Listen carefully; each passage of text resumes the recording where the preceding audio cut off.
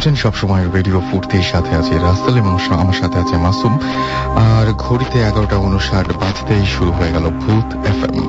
আর ভূত এফএম আপনাদের সবাইকে স্বাগত জানাচ্ছি এবং আজকের ভূত এফএম হন্টেড বাই এয়ারটেল। আশা করছি আপনাদের অনেক ভালো লাগবে। যারা এসএমএস করছেন এবং এসএমএস পাঠানোর নিয়মটি এখনো জানেন না তাদেরকে বলি যে আপনার এয়ারটেল নাম্বার থেকে অথবা অন্য যে কোনো নাম্বার থেকে আমাদের এসএমএস করুন। লিখে ফেলুন SHOUT শাউট স্পেস আপনার নাম স্পেস আপনার মেসেজ পাঠিয়ে দিন 9840 নাম্বারে। আর যারা আজকে শোটা আনফরচুনেটলি মিস করবেন তাদেরকেও জানিয়ে দিচ্ছি যে এয়ারটেল এম রেডিওর মাধ্যমে আপনি এই শোটি আরো একবার শুনতে পারবেন এবং সেইটার জন্য আপনাকে যেটা করতে হবে আপনার এয়ারটেল নাম্বার থেকে ডায়াল করুন 4040 এবং সিলেক্ট করুন চ্যানেল 22। দেখবেন যে একটার পর একটা এপিসোড আপনাকে একটার পর একটা এপিসোড শোনার অপশন দেওয়া হচ্ছে এবং সেখান থেকে আপনার পছন্দের এপিসোডটা আপনি ইচ্ছা করলেই শুনতে পারবেন। And now listeners can get the Booth FM tune as their caller tunes, my tunes from Airtel. Booth FM tune code is 92125 and you can activate it by sending a SMS. And SMS পাঠানোর নিয়মটি আমি বলছি, আপনি যদি ভূত FM এর এই টিউনটি এবং কলার টিউন হিসেবে অথবা মাই টিউন হিসেবে সেট করতে চান তাহলে আপনার এয়ারটেল নাম্বার থেকে মেসেজ অপশনে গিয়ে টাইপ করুন CT স্পেস 92125 এবং এটা সেন্ড করুন 3123 নাম্বারে। এই হচ্ছে ঘটনা। এবং আমি যারা বললাম যে এসএমএস পাঠাচ্ছেন তারা তো এসএমএস পাঠাবেনি এবং আপনাদেরকে অনেক থ্যাঙ্কস। অনেকটা পথ আমরা পার হয়ে এসেছি আপনাদের সঙ্গে ভূত এফএম এর সাথে এবং এখনো পর্যন্ত আপনাদের যে পরিমাণ রেসপন্স পাই, আপনারা যে পরিমাণ ইমেল পাঠান আমাদেরকে, যে পরিমাণ এসএমএস পাঠান, অ্যামেজিং। এবং এটা আসলে আপনাদেরকে ধন্যবাদ দিয়েও শেষ করা যাবে না।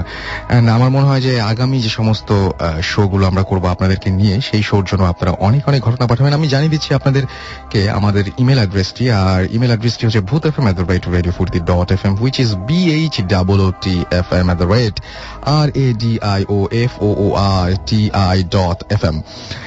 এনিওয়েজ, আমরা প্রতি শোতেই যেভাবে আমরা শুরু করি সেরকম একটা ঘটনা দিয়ে আজকে শুরু করব এবং এটি পাঠিয়েছেন এমন একজন যিনি আজকে এই মুহূর্তে আমাদের সাথে এখানে উপস্থিত থেকে সরাসরি আপনাদেরকে ঘটনাটা বলতে পারছেন না, বাট তিনি আমাদের ইমেল করেছেন এবং তার ইমেলটি ভালো লাগার জন্য আমি পড়ে শোনাচ্ছি।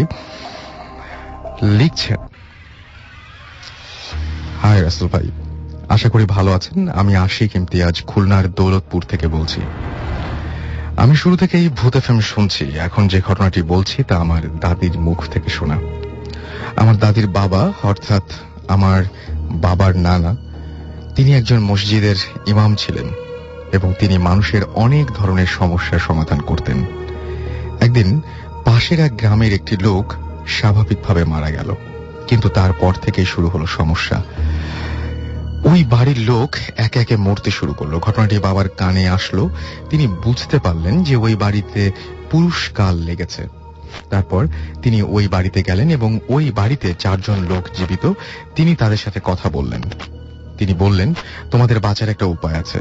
উপায়টি এরকম, গভীর রাতে ওই বাড়ির 4 কোণায় 4 জন মুয়াজ্জিন দাঁড়িয়ে আজান দেবেন আর ওই সময় প্রথমে যে মারা গিয়েছিল তার কবর খোঁড়া হবে। কথা মতো কবর খোঁড়া হলো এবং অবিশ্বাস্য হলেও সত্য যে লাশের গালের মধ্যে কাফনের কাপড় ছিল, অর্থাৎ মুখের মধ্যে কাফনের কাপড় ছিল, অর্থাৎ লাশটি কাফনের কাপড় খাচ্ছিল।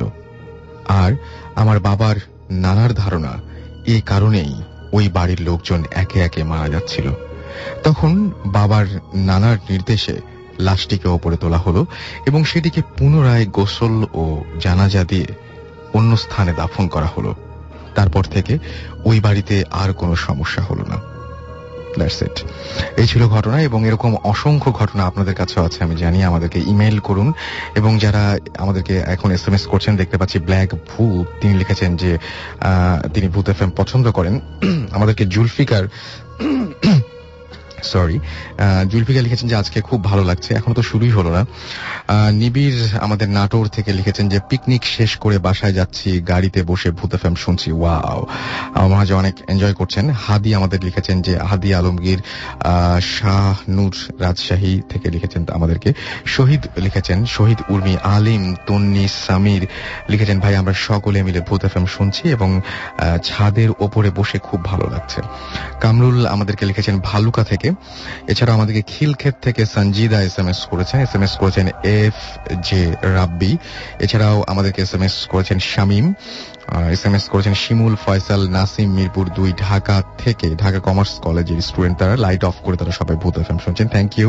মুনিমা আমাদের এসএমএস করেছেন, এছাড়াও লামিয়া আমাদের এসএমএস করেছেন এবং তারও অনেক ভালো লাগছে সেটা জানিয়েছেন। আয়নাল এসএমএস করেছেন এস কে রনি। মারুফ গাজীপুর থেকে এসএমএস করেছেন আমাদেরকে তাইফ নরসিংদী থেকে, মিঠু উত্তরা ঢাকা থেকে, রুবেল আমাদেরকে এসএমএস করেছেন হৃদয়, এছাড়াও আলিফ নারায়ণগঞ্জ থেকে। আমরা সরাসরি ঘটনায় যাব এবং আমাদের মাঝখানে আজকে যারা উপস্থিত রয়েছেন তারা বিভিন্ন জায়গা থেকে এসেছেন, তবে আমাদের সাথে আছেন ঢাকা মেডিকেল কলেজ থেকে 3 জন স্টুডেন্ট। তাদের ঘটনা শুনবো এবং তারা ঢাকা মেডিকেল নিয়ে অনেক ঘটনা বলবেন। গত শোতে আমরা যখন ঢাকা মেডিকেল নিয়ে একটা ঘটনা বলেছিলাম, তারপরে আমি অনেক রেসপন্স পেয়েছি, অনেক ইমেল এসছে। সেই ইমেলের প্রেক্ষিতেই আমরা ইনভাইট করেছিলাম এবং তারা তাদের সমস্ত ব্যস্ততা ফেলে আজকে আমাদের মাঝে সেখানে এসে উপস্থিত হচ্ছেন। তাদের মেডিকেলের সেই সমস্ত ঘটনা বলবেন, তাদের কলেজের বিভিন্ন ঘটনা বলবেন, হোস্টেলের ঘটনা বলবেন, সেগুলো আমরা একে একে শুনবো। তবে তার আগে ছোট্ট একটি ব্রেক। স্টে টিউনড রেডিও ফুর্তি and don't stop the ফুর্তি। Voot FM, haunted by Airtel.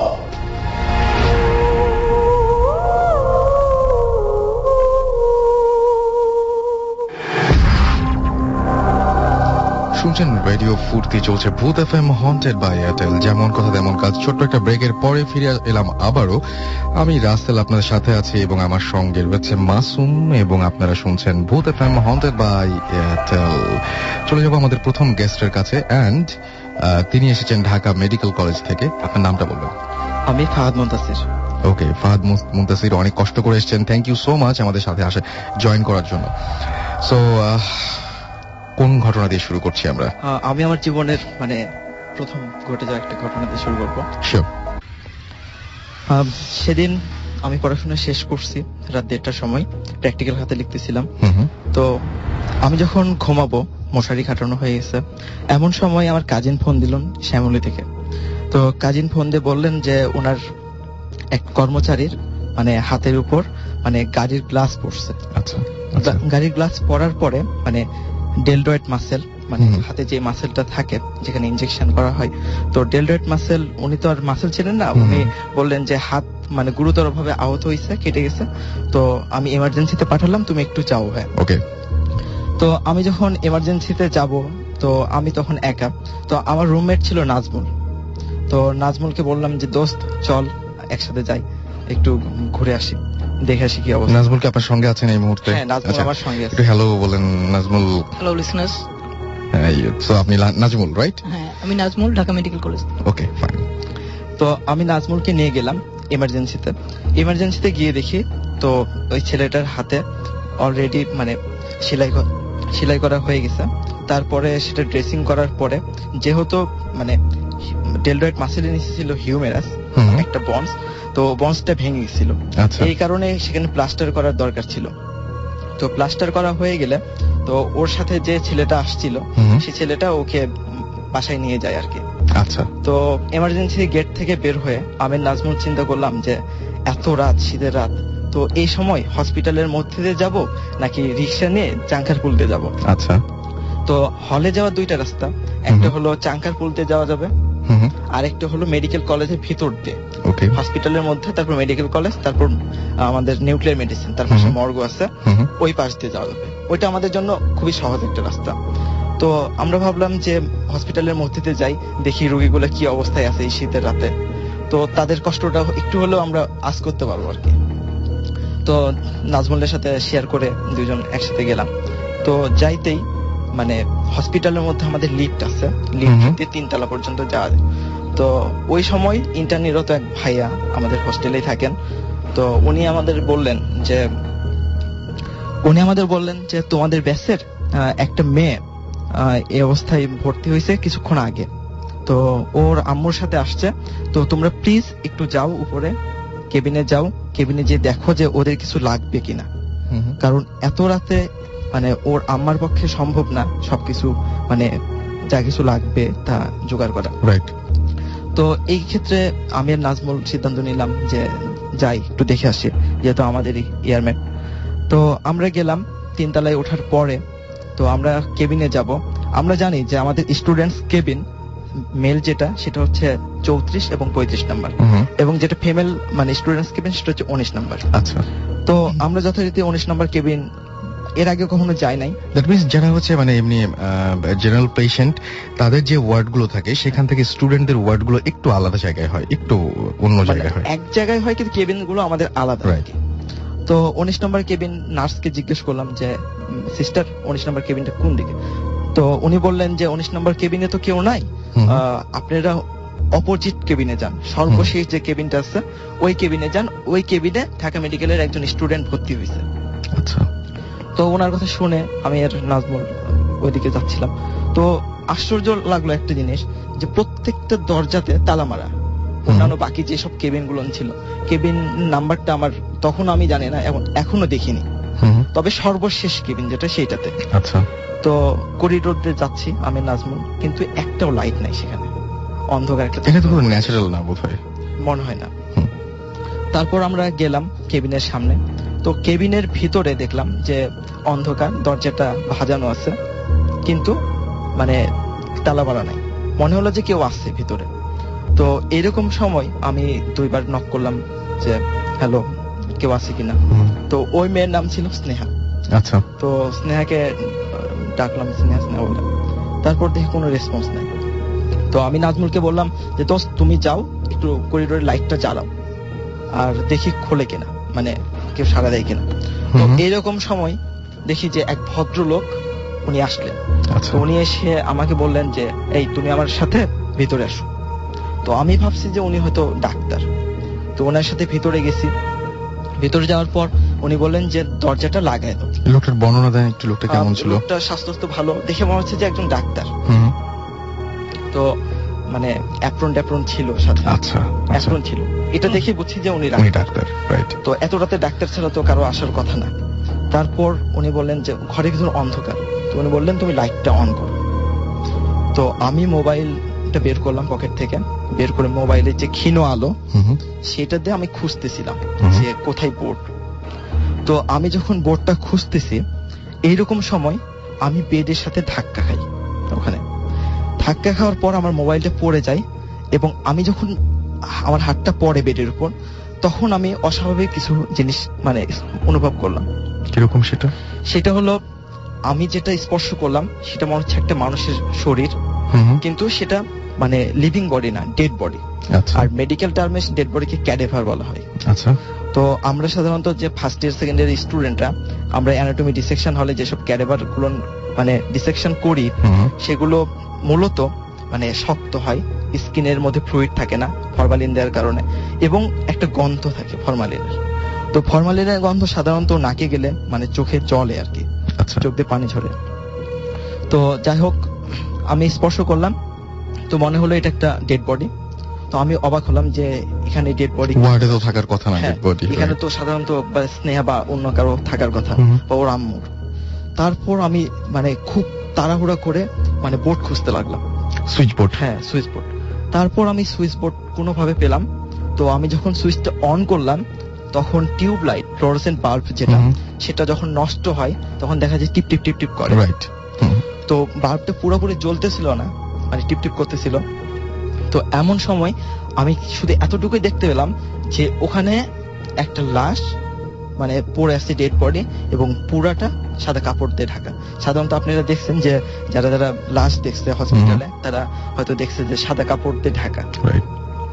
তো এরকম একটা মুহূর্তে আমি ওই লোকটাকে খুঁজলাম, কিন্তু মানে আশ্চর্যজনক যে ওই লোকটার রুমের মধ্যে নাই। লোকটা যখন রুমে আসলো তখন হচ্ছে তার বুট জুতা ছিল, বুট জুতার শব্দ পাওয়া যাচ্ছিল, কিন্তু লোকটা যদি বেরিয়ে যায় তাহলে তো অবশ্যই জুতার শব্দ পাওয়া যাবে, কিন্তু লোকটা ওখান থেকে উধাও হয়ে গেল। তো এরকম সময় আমার মাথা কাজ করতেছিল না যে আমি কি করব। আপনি একটা পেশেন্ট দেখতে এসেছেন, দেখলেন যে বিছানায় শুয়ে আছে একটা ডেড বডি, এবং যে লোকটি আপনাকে বলেছিলেন যে এই দিকে আসো, সেই লোকটি সেই মুহূর্তে নাই। সো তারপর আমি নাজমুলকে যে ডাকবো, নাজমুল তখনও হচ্ছে বাইরে, মানে ও সুইচ খুঁজতেছিল ওখানকার। তো নাজমুলকে আমি ডাকবো, আমার গলাতে কথা বের হচ্ছে না। তারপর আমি আমার মেন দরজা ভেবে আমি টয়লেটের দরজা ধরে টানাটানি করতেছি, কিন্তু মানে দরজা আর খুলে না, আর মনে হলো যে পিছন থেকে, আর তখন বাল্বটাও অফ হয়ে গেছে। আচ্ছা। আর ওইরকম সময় মনে হলো যে পিছন থেকে কি জানি শীতল একটা হাত আমার ঘাড়ে দিছে। আচ্ছা। এই তারপর আমি আর মানে কিছু মনে নাই, তখন আমি তো সেন্সলেস অবস্থায় পড়ে গেছি। তো পরে যখন আমি জ্ঞান ফিরছে তখন নাজমুলের কাছ থেকে আমি বাকিটা শুনলাম। নাজমুল, আমি আপনাকে একটু জিজ্ঞেস করি যে আসলে বেসিক্যালি উনি যখন রুমের মধ্যে গেলেন তখন বাইরে আপনি কি করছিলেন বা কি অবস্থা ছিল? আসলে বাইরে আমাকে তখন মুনতাসির বলছিল যে যেহেতু আমরা পেশেন্ট দেখতে যাচ্ছি, আমাদের ক্লাসমেট, তো কিছু খাবার দাবার যেমন ধরেন জুস বা কেক এই টাইপের কিছু আনার জন্য লাইট অফ অন করতে বলা হয়েছিল, কিন্তু লাইট খুঁজে পাইনি আমি, সুইচ বোর্ড। সো আমি চলে গেছি ইমার্জেন্সি। আশেপাশে দেখা যায় সবসময় আপনার দোকানগুলো খোলা থাকে অনেক রাত পর্যন্ত, যেহেতু ইমার্জেন্সি মানে যে কোনো সময় লাগতে পারে। সো আমি নিচে যে খাবার দাবার একটা জুস কিনে তারপর আসলাম। এখন সেই নিচে যাওয়া এবং আসা এর মধ্যে যে সময়ের ব্যবধানটা, এটা আপনার 15 থেকে 20 মিনিট হবে। এর মধ্যে সম্ভবত এটা হয়েছে। এটা আসলে ও ভিতরে কি ঘটছে এটা জানি না। আমি যাওয়ার পর কি অবস্থায় পেলেন? আমি যাওয়ার পর সব মানে নরমাল, সব নরমাল। এখন আমার প্রশ্ন হচ্ছে যে আপনি যখন ভিতরে ঢুকলেন তখন আপনি বেডে কি দেখতে পেয়েছিলেন? আচ্ছা, আমি তখন আসলে বেডে একটা ডেড বডি ছিল আসলে। হ্যাঁ, ডেড বডি ছিল, কিন্তু ওই ডেড বডিটা মানে ও যেরকম বলছে যে ওই যে লোকটা এরকম টাইপের কিছু ওরকম, কিন্তু ওটা নরমাল আপনার ডেড বডি যেরকম থাকে। আসলে পরে আমরা ইনফরমেশন নিয়ে জানা গেল যে বেওয়ারিশ লাশগুলা যে থাকে, ওই বেওয়ারিশ লাশগুলা সাধারণত আপনার যে ওটা থেকে বোনস প্রসেস করে, বোনস গুলো বিক্রি করা হয় বা বিভিন্ন কাজে এগুলোর ভিসেরা গুলা সেল করা হয়। ওটা ওরকম একটা বেওয়ারিশ লাশ, এটা সাধারণত মর্গে নেওয়ার কথা, কিন্তু মর্গে নেওয়ার আগে ওখানে মানে আপাতত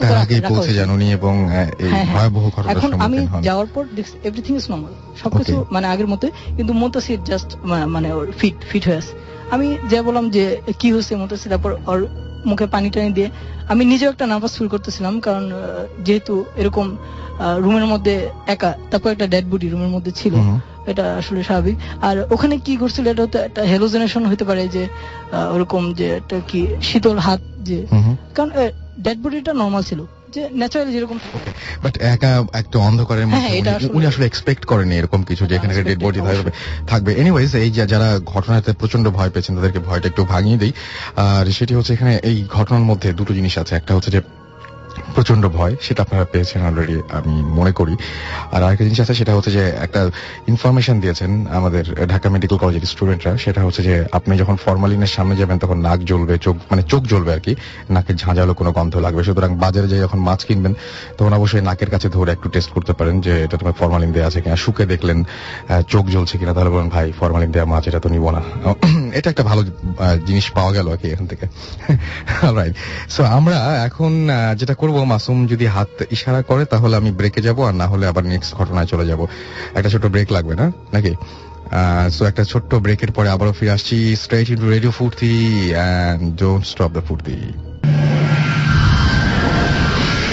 What FM haunted by Airtel.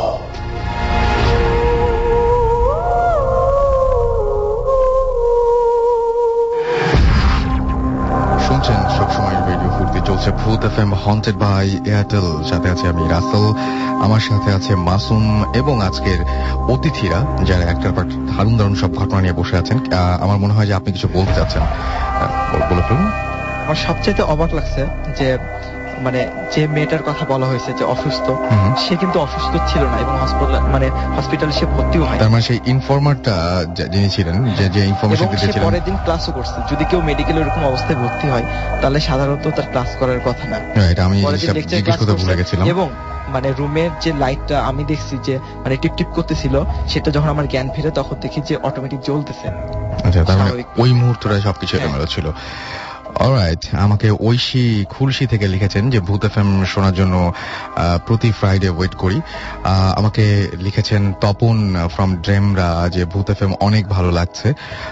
লাবণ্য আমাকে লিখেছেন ময়মনসিং থেকে, আমি ভাইয়া আম্মু একসাথে ভূত এফএম শুনছি। ইমরান, অন্তর, মৃদুল, জনি, এরা সবাই রেডি। অ্যান্ড আলমগীর ময়মনসিং থেকে লিখেছেন যে আমরা সবাই ভূত এফএম শুনছি। নাবিলা আমাদেরকে SMS করেছেন এবং নাবিলাও এই মুহূর্তে আমাদের সঙ্গে রয়েছেন।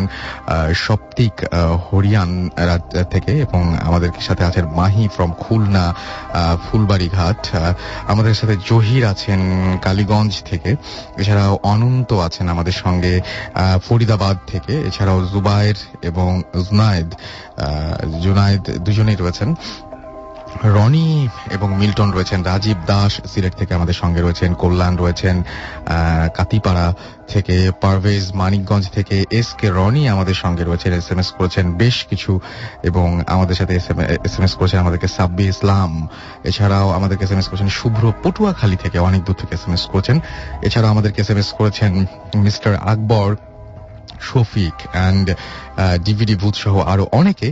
আর যারা ঢাকা স্টুডেন্টে এখন ঢাকা ইউনিভার্সিটিতে এখন স্টুডেন্ট এবং যারা বিভিন্ন মেডিকেল কলেজের স্টুডেন্ট, তাদের কাছে অনেক ঘটনাগুলো ভালো লাগবে, অনেকে রিলেট করতে পারবেন এবং অনেকে নিশ্চয়ই রেসপন্স করবেন, আমি সেটা আশা করব।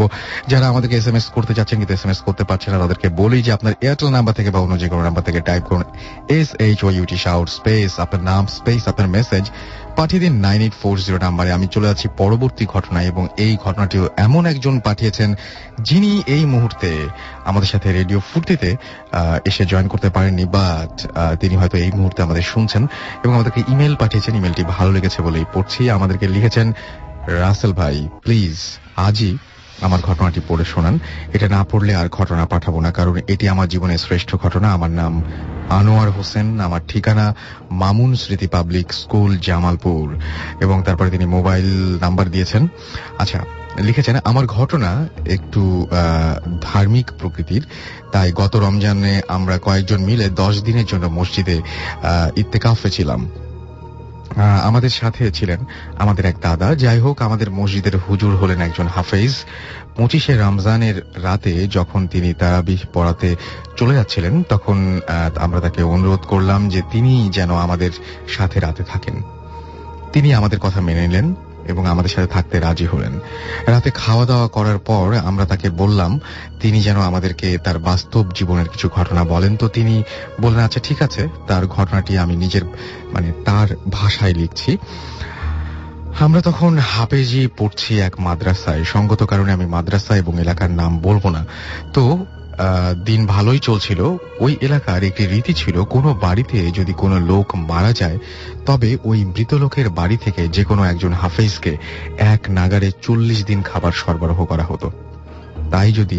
তাই যদি কোনো লোক মারা যেত তবে ওই মাদ্রাসা থেকে একজন হাফেজ মৃত লোকের বাড়িতে 40 দিন 3 বেলা খেতে যেত। হঠাৎ ওই মাদ্রাসায় একজন নতুন ছাত্রের আগমন ঘটল, কিন্তু ঘটনাক্রমে তাকে জায়গির অর্থাৎ লজিং নেয়ার মতো কোনো লোক পাওয়া গেল না। তাই সে বাধ্য হয়ে প্রথম দিন কোনোভাবে অন্য ছাত্রদের কাছ থেকে খাবার খেলো। সবচেয়ে আশ্চর্যজনক ব্যাপার হলো, তার পরের দিনই ওই এলাকায় একজন লোক মারা গেল। ফলে 40 দিনের জন্য নতুন ছাত্রটির খাওয়া দাওয়ার ব্যবস্থা হয়ে যায়। 40 দিন চলে গেলেও তার লজিং এর কোনো ব্যবস্থা হলো না। তার পরের দিনই অর্থাৎ 41 দিনের মাথায় আরেকজন লোক মারা যায়। ফলে আবারও 40 দিনের জন্য থাকা খাওয়ার ব্যবস্থা হয়ে গেল, আবারও লজিং এর ব্যবস্থা হলো, এবং আবারও 41 দিনের মাথায় আরেকজন লোক মারা যায়। এভাবে ওই এলাকায় পর্যায়ক্রমে 7 জন লোক মারা গেল, অর্থাৎ প্রায় 9 মাসের মতো অতিবাহিত হলো। এই অবস্থায় ওই মাদ্রাসার সুপার অর্থাৎ প্রধান হুজুর একটি স্বপ্ন দেখলেন। স্বপ্নে তিনি দেখলেন যে একটি কণ্ঠ তাকে বলছে যে আপনাদের মাদ্রাসায় যে নতুন ছেলেটি এসেছে সে ভবিষ্যতে একজন সেই রকম ধরনের একজন ইমানদার, একজন বা বিশেষ কেউ একজন আর কি। তিনি বলছেন যে এভাবে তার এই জন্যই আল্লাহ তার খাওয়া দাওয়ার ব্যবস্থা করছেন। পরের দিন সকালে ওই সুপার এলাকার চেয়ারম্যান এবং গণ্যমান্য লোকদের ডেকে ওই ছেলেটির লজিং এর ব্যবস্থা করেন এবং সমস্ত ব্যাপারটি সবার কাছে লুকিয়ে রাখেন। পরে তিনি ওই ছাত্রটিকে ডেকে তাকে পরীক্ষা করেন এবং ঘটনার সত্যতা প্রমাণিত হয়। পরের দিনই সব ছাত্রদের কাছে ঘটনাটি খুলে বলেন এবং ওই ছাত্রটিকে মাদ্রাসার সুপার নিযুক্ত করেন। আশ্চর্য হলেও সত্য, পরবর্তী 2 বছরে ওই এলাকায় আর একটি লোকও মারা যায়নি। এই ছিল হুজুরের ঘটনা। পরের দিন সকালে ফজর নামাজ পড়তে তিনি চলে যান। তারপর আমাদের যা ঘটে তা 29 রমজানের রাতে। বলে রাখি, নিয়ম হলো যারা ইত্তেকাফে থাকবে তারা বিজোড় রাত্রিতে ইবাদতে কাটাবে। তাই আমরা সবাই সেদিন নামাজ কালাম পড়ে 12:30টায় ঘুমাতে যাই। এবং আমাদের সাথে যে যার দাদাটি ছিলেন তিনি অনেক পরহেজগার, তো তিনি শোবার আগে প্রতিদিনের মতো দোয়া কালাম পড়ে মসজিদের দরজা ভালো করে খিল দিয়ে বন্ধ করলেন। সবাই শুয়ে পড়ল, তবুও আমরা ঘুমালাম না, বরং না ঘুমিয়ে তাসবিহ তেলাওয়াত করছিলাম। পুরো মসজিদে পিন পতন নীরবতা। এমন সময় হঠাৎ করে ঠাস করে একটা শব্দ, মসজিদের দরজা খুলে গেল। বাইরে লাইট জ্বালানো ছিল। লাইটের আলোয় আমরা দেখতে পেলাম অনেকগুলো ছোট ছোট কি যেন মসজিদে ঢুকছে। আমাদের কারো সাহস হলো না দরজা বন্ধ করে আসার। দাদা গিয়ে দরজা বন্ধ করে আসলেন। ঠিক কিছুক্ষণ পর পুরো মসজিদে একটি সুবাস ছড়িয়ে পড়ল। তারপর আমরা সবাই একসাথে অনেক কি বলবো যে কালাম পড়ার শব্দ শুনতে পেলাম এবং অনেকক্ষণ পর গুঞ্জন থামলো। এবারও দরজা খুলে গেল, কিন্তু কোনো শব্দ হলো না। এবার আমরা স্পষ্ট দেখলাম অনেকগুলো ব্যাং বেরিয়ে গেল মসজিদ থেকে। তারপর আমরা সবাই উঠে পড়লাম এবং লাইট জ্বালালাম। দেখলাম 3টা বাজে। একটু পর আমাদের সবার বাড়ি থেকে খাবার এলো এবং সবাই সেহরি খেলাম। পরে দাদা আমাদের বললেন ওগুলো জিন ছিল। এই ছিল আমার ঘটনা এবং তিনি এই ঘটনাটি পড়তে অনুরোধ করেছেন। আমি ঘটনাটি পড়ে ফেললাম। আশা করছি আপনাদের ভালো লেগেছে। যারা ঘটনা পাঠাতে চান এরকম ভাবে এবং স্টুডিওতে উপস্থিত থাকতে চান নেক্সট ভূত এফএম এ আমাদের সঙ্গে, তারা আমাদেরকে ইমেল করুন এবং ইমেইলে অবশ্যই যে ঘটনাটি যেটা সত্যি আপনার জীবনে ঘটেছে সেরকম ঘটনাই পাঠাবেন। এবং মন গড়া, যেটি আপনি নিজেরই বিশ্বাস হয় না সেরকম কোনো ঘটনা ইনশাল্লাহ আপনারা পাঠাবেন না। আপনাদেরকে আরো একবার অ্যাড্রেসটি জানিয়ে দিই, bhutfm@radiofurti.fm, which is BHOOTFM@radioforti.fm, এবং অবশ্যই নাম, ঠিকানা ও ফোন নাম্বার সহ আপনাদের ঘটনাগুলো পাঠাতে হবে। উল্লেখ করতে হবে যে আপনি আসলে কি চান। আপনি কি চান যে এই ঘটনাটি আমরা পড়ে শোনাই, নাকি আপনি চান যে আপনি নিজে সেখানে উপস্থিত থেকে এই ঘটনাটি বলবেন। আর যারা দেশের বাইরে থেকে আমাদের শো শুনছেন তাদেরকে বলি যে অবশ্যই আপনারা সবচাইতে ভালো হয় যদি আপনারা আপনাদের ফাইলগুলো, আপনাদের যে ঘটনাটা সেই ঘটনাটা রেকর্ড করে সেই অডিও ফাইলগুলো আমাদের কাছে পাঠাবেন। দেশের ভেতরেও যারা বিভিন্ন শহরে আছেন এবং ভূত এফএম শুনছেন তারাও একইভাবে আমাদেরকে ঘটনা পাঠাতে পারেন। চলে যাব আবারও নেক্সট ঘটনায় এবং আমাদের সঙ্গে আরেকজন গেস্ট রয়েছেন, তার ঘটনায় আমরা চলে যাই। This track was downloaded from fusionbd.com. Listener, আমি টরি নয়াপল্টন থেকে। আমি আমার ছোট খালার সাথে একটা ঘটনা বলতে যাচ্ছি এবং আপনার সঙ্গে আপনার হাজবেন্ড রয়েছেন, তার সাথে একটু কথা বলে ফেলি আমরা। সো আপনার নামটা একটু বলবেন প্লিজ। আমার নাম শেখ রাসেল হোসেন প্রিন্স। ওকে, আমি নয়াপল্টন থেকে আসছি। সো শুরু করি আমরা। হ্যাঁ, এটা প্রায় 1974-এর দিকের ঘটনা। আমার খালামণি তখন এজ 9 ইয়ার্স। তো একদিন সন্ধ্যায় তিনি কোনো কাজ করতে বা কোনো একটা কিছুর জন্য উঠোনের দরজায় যায়। তো দরজার সামনে হঠাৎ একটা কালো বিড়াল তার পায়ের উপর দিয়ে যেতে চায়, এন্ড সে বিড়ালটাকে পায়ের উপর দিয়ে যাওয়ার কারণে লাথি মেরে সরানোর জন্য লাথি দেয়। তো ওটা অ্যাকচুয়ালি বিড়াল ছিল না, একটা জিন ছিল। তো তারপর দেখা গেল সেই জিনটা তৎক্ষণাৎ আন্টিকে তার সাথে নিয়ে যায় এবং আন্টির জায়গায় একটা পরীকে তার আন্টির রূপে আমাদের নানুর বাসায় রেখে দেয়। তো সন্ধ্যার কিছুক্ষণ পরে সবাই যখন রাতের খাবার খেতে বসলো, দেখা গেল ওই জিনটা সবকিছু সে একাই খেয়ে ফেললো এবং সবাই তখন বসেই ছিল। তারপর সে আরো খেতে চাইতো। তখন নানু আরো রান্না বান্না করলো, সে আবার সবারটা খেয়ে ফেললো। তো খাওয়ার পরে দেখা গেল যে নানু তখন ফিল করতেছে যে না, এটা অ্যাকচুয়ালি এরকম একটা বাচ্চা এতগুলো খেতে পারে না, হয়তো পারে এটা অন্য কিছু। তো নানুর একটা ভাই ছিল, তো তাকে দেখানো হয় বাসায়, মামাকে। তো নানা এসে বাসায় আসার পরে বলে যে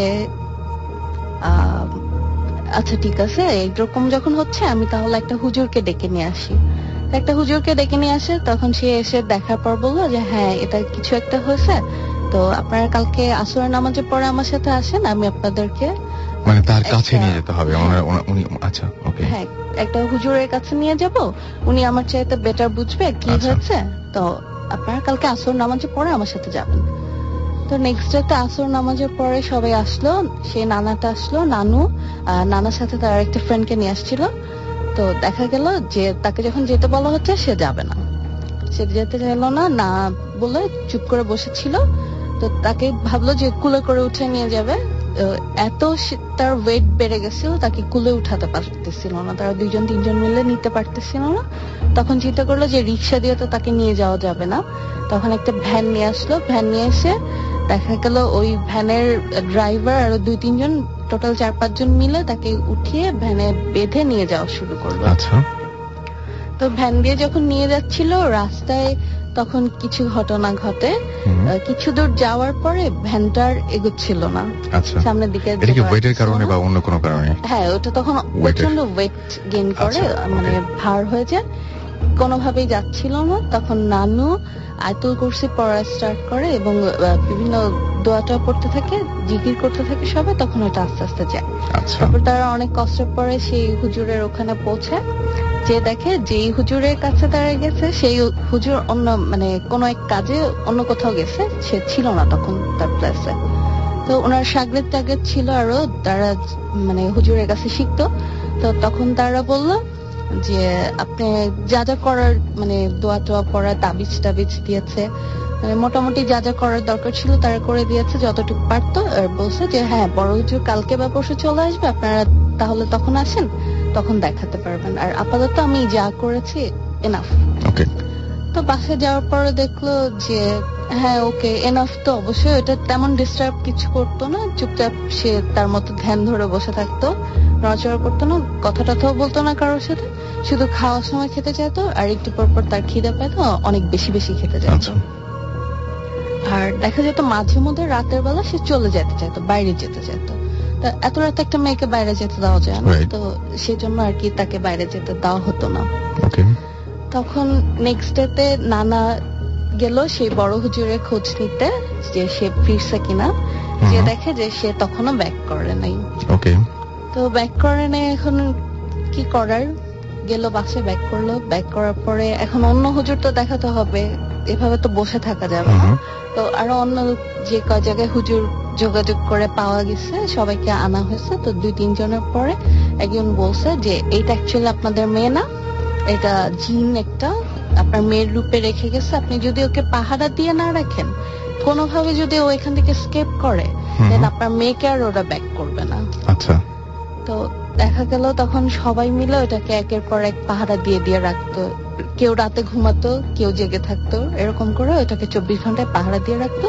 আর ওর যত ফরমাইশ ছিল ওগুলা পূরণ করা হতো, যেমন খাওয়া দাওয়া যা সে খেতে চাইত। তারপর এরকম প্রায় প্রতিদিনই ওই হুজুরের খোঁজ নিতে যাওয়া হতো, কারণ অন্য কোনো হুজুর কিছু করতে পারতেছিল না। তো খোঁজ নিতে যাওয়া হতো, হুজুর আসে না। সেই 14-15 দিন পরে দেখা যায় যে হুজুর একদিন নিজেই আমাদের নানু বাসায় চলে আসে এবং এসে বলে যে কি ব্যাপার, কি হয়েছে, আমি শুনলাম আপনারা আমাকে অনেক খোঁজ করতেছেন, এই জন্য আমি নিজেই এখানে চলে আসলাম। তারপরে তো উনি দেখলো, দেখার পরে উনি তার যা যা করার দরকার এই জন্য কিছু জিনিসপত্র চাইলো। তো ওগুলা নিয়ে আসছিল। জিনিসগুলো ছিল মার্কিন কাপড়, আগরবাতি, চাল, তারপরে এরকম টাইপের ডিফারেন্ট ডিফারেন্ট স্টাফ। আমি শিওর মানে মনে করতে পারতেছি না কি ছিল। তো ওগুলা নিয়ে আসলো, সবকিছু নিয়ে আসার পরে হুজুর সন্ধ্যার নামাজ, মাগরিবের নামাজ শেষ করে তারপরে সে তার মতো বসলো, বসে দোয়াটা পড়লো, পড়ার পরে অনেক কিছু করলো, করার পরে যেই জিনটাকে লাথি মারা হয়েছিল সেই জিনটাকে সে নিয়ে আসে। আমি একটা জিনিস ভুলে গেছি যে জিন যাকে লাথি মারা হয়েছিল ওরা ছিল 1 ভাই 7 বোন, এন্ড আমার আম্মুরাও সেম 7 বোন 1 ভাই ছিল। তো জিনটা আসে ওখানে, আসার পরে তার সাথে কথা টথা বলা হয় কেন এরকম হয়েছে বা কি। তখন সে বলে যে আমাকে এরকম লাথি মারছে, তার জন্য আমি ওকে নিয়ে গেছি, বাট ওকে আমার খুব পছন্দ হয়েছে, ও আমার কাছে আছে, আমি ওকে বিয়ে করবো, আমি ওকে দিব না। এটা সে মানে ক্লিয়ার বলে দেয়। বলার পরে সে দিবে নাই, ওই মোমেন্টটা এখন অনেক সে ইটি করার পরে এখন হুজুরটা বলে যে ঠিক আছে, তুমি যদি না দাও, এখানে যেই মেয়েটা আছে ওকে তাহলে আমার তো বোতলে বন্ধ করে ফেলতে হবে, ওকে তো আমি আর যেতে দিব না। তো এটা বলার পরে ওই যে পরীটা আন্টির রূপে আমাদের বাসায় ছিল, ওটা ছিল ওই জিনটার বোন। এখন জিনটার কি করবে, তখন চিন্তা করলো যে ঠিক আছে, তো একটা সে তার কন্ডিশন দিল। কন্ডিশন দেওয়ার পরে সে রাজি হলো যে ঠিক আছে আপনারা আমার বোনকে ফেরত দিবেন, আর আমার কন্ডিশন হচ্ছে আমাকে প্রায় 20 মণ মিষ্টি দিতে হবে, যেটা একদম খাঁটি হবে। তো আমাকে 3টা গরু আর 11টা খাসি, একটা সে তার তিতাস নদী পার দিয়ে গেলে একটা জঙ্গল আছে, ওখানে একটা গাব গাছ আছে, ওই গাছের নিচে সবকিছু রেখে আসতে বলে। আচ্ছা, তো তখন নানুদের সেরকম অ্যাবিলিটি ছিল না এত কিছু দেওয়ার মতো, তো হুজুর ওটা নিয়ে অনেক বার্গেন টার্গেন করে। বার্গেন করার পরে তারপরে সে 1 মণ অথবা 2 মণ মিষ্টি আর একটা খাসিতে বা 3টা খাসি, হ্যাঁ 3টা খাসি আর 2 মণ মিষ্টি, এরকম কিছুতে একটা সে আসে মিড পয়েন্টে যে ঠিক আছে আমাকে এগুলো দিলে আমি দিয়ে দিব। তখন নানু কেয়ার করার নিয়ে গেল পরের দিন সে যেখানে বলে। তো নিয়ে যাওয়ার আগে হুজুর তাকে বলে যে তুমি যে ওখানে যাচ্ছ ওখান থেকে তোমাকে ব্যাক সাইড থেকে বিভিন্ন ভাবে আওয়াজ করে তোমাকে ডাকবে, অনেক কিছু বলে ডাকার চেষ্টা করবে, তোমার হয়তো মেয়ে ছেলেদের আওয়াজেও ডাকবে, কিন্তু তুমি যদি ব্যাক সাইডে দেখো পিছন ঘুরে তাকাও তাহলে তুমি ওখান থেকে আর আসতে পারবে না। আচ্ছা, তারপর নানু পরের দিন ওখানে রেখে আসে গাব গাছের নিচে, যায় সে একা একাই নিয়ে সবকিছু। যাওয়ার পরে ওখানে রেখে আসার পরে নানুকে ব্যাক সাইড থেকে বিড়াল, বাঘ, তারপর কুকুর, ইভেন আম্মু আন্টি এরকম ওনাদের আওয়াজে অনেক কিছু হয়ে ডাকছে। তারপরে সাপটাপ অনেক কিছু হয়ে ভয় দেখাচ্ছে, কিন্তু নানু কোনো কিছুতেই পিছন ঘুরে তাকায় নাই, সে তার মতো সোজা স্ট্রেট চলে আসছে। তো আসার পরে তারা আন্টিকে সেদিন সন্ধ্যায় বাসায় দিয়ে গেছে, যে দরজা থেকে নিয়ে গেছে ওখানেই সেন্সলেস আন্টিকে পাওয়া গেছে। এন্ড আমাদের বাসায় যেটা ছিল ওইটা আমাদের পাশে একটা পুকুরের দরজা ছিল, ওই দরজা দিয়ে ওখান থেকে ভ্যানিশ হয়ে যায়।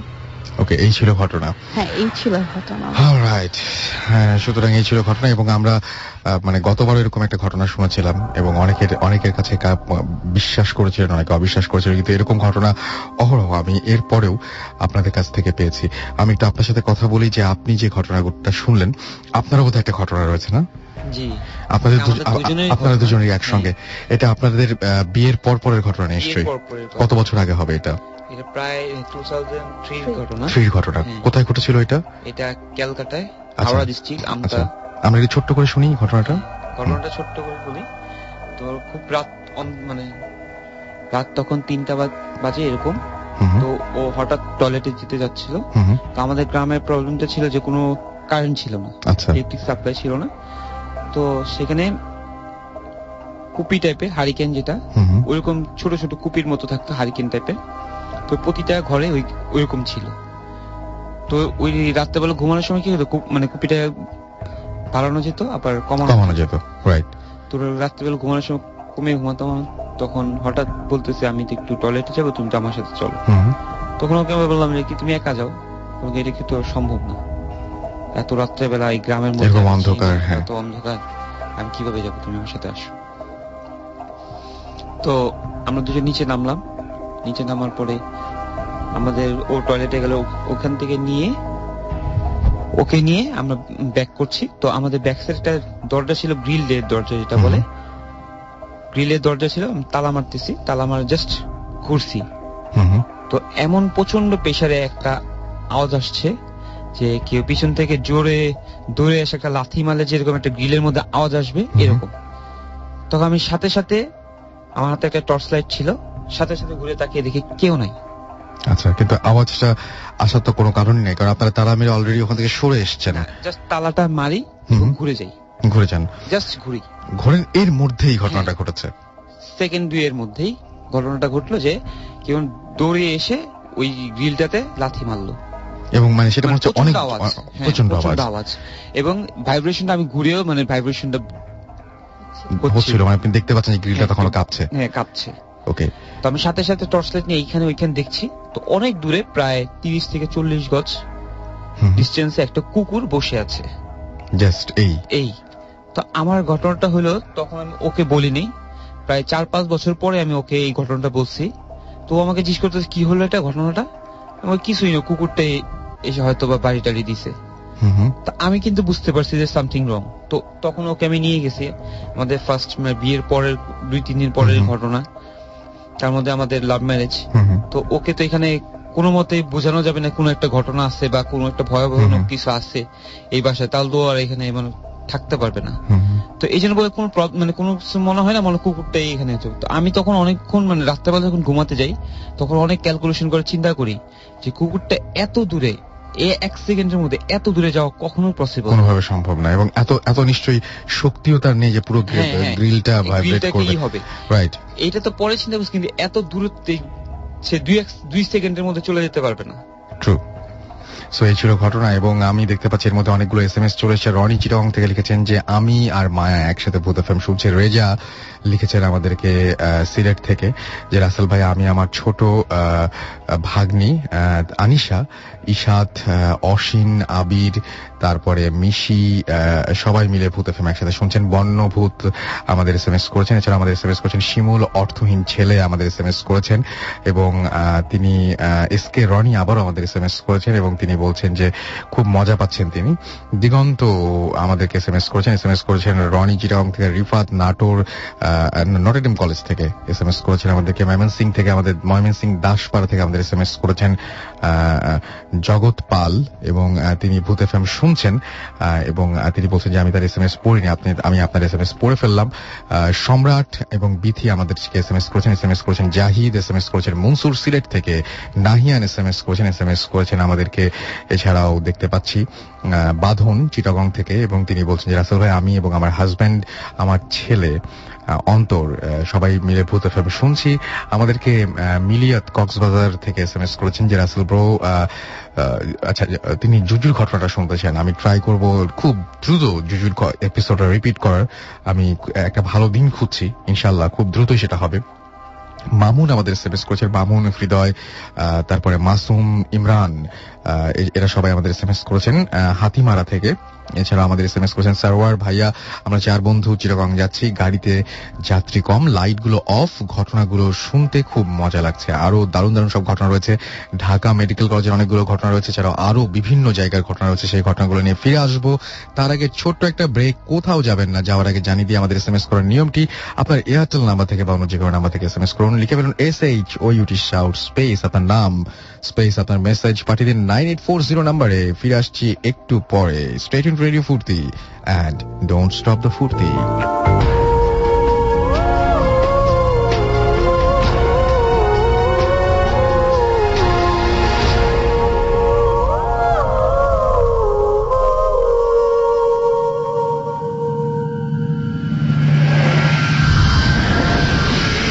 What FM? Haunted by Airtel.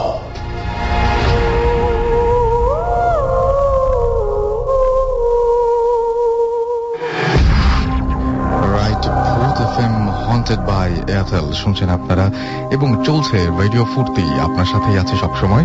আর এই মুহূর্তে আমি রাসেল আছি, আপনার সাথে আছে মাসুম এবং আমাদের সাথে আজকের অতিথিরা। ব্রেকের আগে বলে গিয়েছিলাম যে ফিরে এসে আরো কিছু ঘটনা শোনাবো এবং সেই ঘটনাগুলো আমাদের যে সমস্ত অতিথিরা আছেন তারাই আপনাদেরকে বলবেন। তারা কিছু SMS পড়ে ফেলি। আমাদেরকে জানুয়ারি ভূত SMS করেছেন ময়মনসিং থেকে। এছাড়া আমাদের SMS করেছেন মনিরুজ্জামান ময়মনসিং ক্যান্টনমেন্ট থেকে, তিনি প্রোগ্রাম এনজয় করছেন। হৃদয় চট্টগ্রাম থেকে। এছাড়াও আমাদেরকে SMS করেছেন স্বাধীন বাগেরহাট থেকে। SM সোহাগ আমাদের SMS করেছেন। সবুজ দাস SMS করেছেন আমাদেরকে। অর্ণব SMS করেছেন। এছাড়াও আমাদের SMS করেছেন শান্ত, আমাদেরকে SMS করেছেন মরহুম সৌরভ গ্রেভিয়ার্ড ময়মনসিং থেকে। এছাড়া আমাদেরকে SMS করেছেন অনিক ঢাকা ধানমন্ডি থেকে এবং তিনি বলছেন ভাই আমি আপনাদের নতুন ফ্রেন্ড, জয়েন করেছেন নতুন। হুসাইন MC হোস্টেল বোট ভূত এফএম থেকে, ভূত এফএম ভালো লাগছে সেটা বলেছেন। আচ্ছা ইমন আমাদের SMS করেছেন নটরডেম কলেজ থেকে এবং তিনি বলেন চারিদিকে আধার এন্ড বারান্দাতে একমাত্র চাঁদ এবং ভূত এফএম। বুঝতেই পারছি অনেক মজা পাচ্ছেন তিনি। এছাড়া আমাদের আরো অনেকেই, ডিজে প্রীতম, দীপ নাটোর থেকে এসএমএস করেছেন, চট্টগ্রাম থেকে এসএমএস করেছেন আমাদেরকে, আচ্ছা কি লিখেছেন আমি বুঝতে পারলাম না নামটা। আসিফ ময়মনসিংহ থেকে এসএমএস করেছেন, এছাড়াও এসএমএস করেছেন মিলন, আমাদেরকে এসএমএস করেছেন আরাফ, এছাড়াও আব্দুল সহ আরো অনেকে যারা এসএমএস করতে চান তাদেরকে আরো একবার বলি, মোবাইলের মেসেজ অপশন যান, সেখানে গিয়ে টাইপ করুন SHOUT শাউট স্পেস আপনার নাম স্পেস আপনার মেসেজ পাঠিয়ে দিন 9840 নাম্বারে, আপনার এয়ারটেল নাম্বার থেকে বা অন্য যে কোনো নাম্বার থেকে। রনি চট্টগ্রাম থেকে এসএমএস করেছেন এবং তিনি হাসিন, তারপর হচ্ছে আরো কার নাম বলেছেন পড়তে পারলাম না, তারা সবাই ভূত এফএম শুনছেন এবং অনেকগুলো এসএমএস পাঠিয়েছেন তিনি আমাদেরকে, আরো অনেকে এসএমএস পাঠিয়েছেন, ইনশাআল্লাহ আপনিও পাঠাবেন। আর সেই সাথে আমি আরো একবার জানিয়ে দিই যে আমাদের সাথে যারা উপস্থিত রয়েছেন তাদের মধ্যে আমরা নেক্সট ঘটনায় যাচ্ছি। একটু আগে তার গলা আমরা শুনেছি, ফ্রেন্ডের সাথে পার্টিসিপেট করেছেন, এখন নিজে বলবেন আপনার ঘটনাটা, আপনার নামটা একটু বলবেন প্লিজ। আমি হুমায়ুন, ঢাকা মেডিকেল কলেজ থেকে। ওকে হুমায়ুন, আর আপনি আপনার নামটা একটু বলবেন। হাই লিসনার, আমি নাজমুল, ঢাকা মেডিকেল কলেজ। ওকে, তো নাজমুলের ঘটনাটা আমরা যাই, ঢাকা মেডিকেলের ঘটনা দিয়ে আসি, তারপরে আমরা হুমায়ুনের কাছে যাবো। অলরাইট, বলেন। আচ্ছা, আমার ঘটনাটা আসলে ঢাকা মেডিকেল রিলেটেড না, এটা সিলেট মেডিকেল, সিলেট মেডিকেল একটি ঘটনা। এটা আসলে এই ঘটনার সাথে সরাসরি আমার সম্পৃক্ততা নেই, আমি এটা ফ্রেন্ডের কাছ থেকে শুনেছি। আমরা এখন সেকেন্ড ইয়ারে আছি, আমরা যে কজন ফ্রেন্ড আসছি সবাই সেকেন্ড ইয়ারে ঢাকা মেডিকেলে।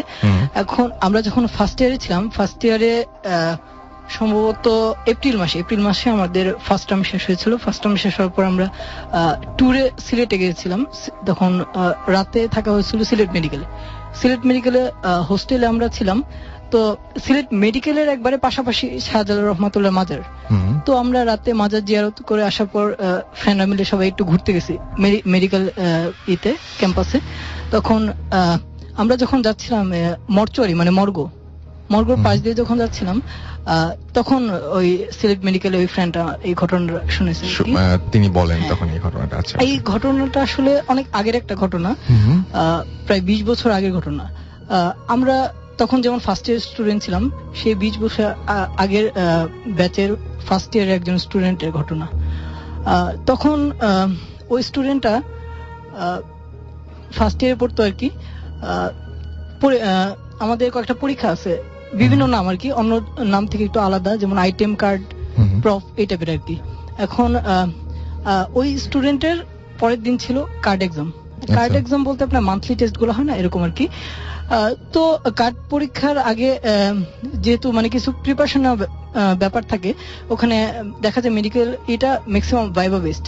ভাইবাতে আপনার কিছু ভিসেরা থাকে। ভিসেরা বলতে আপনি রাসেল ভাই আপনি জানেন হয়তো, ডেড বডির যে অর্গান গুলা, ওগুলা হচ্ছে ভিসেরা, যেমন হার্ট, লাং, এগুলা ভাইবাতে আপনার টিচারের সামনে যে এক্সপ্রেস করা লাগে।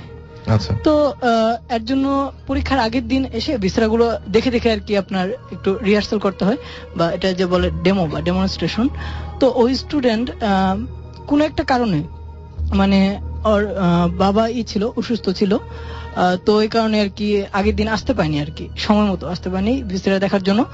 তো আস্তে আস্তে সন্ধ্যা হয়ে গেছে। এখন সন্ধ্যার সময় অ্যানাটমি হলটা, সব মেডিকেল কলেজ অ্যানাটমি হল আর মর্গ পাশাপাশি থাকে। তো অ্যানাটমি হলের গেটটা আপনার সন্ধ্যার দিকে বন্ধ হয়ে যায়, কিন্তু মর্গের গেট মোটামুটি অনেক রাত পর্যন্ত খোলা থাকে।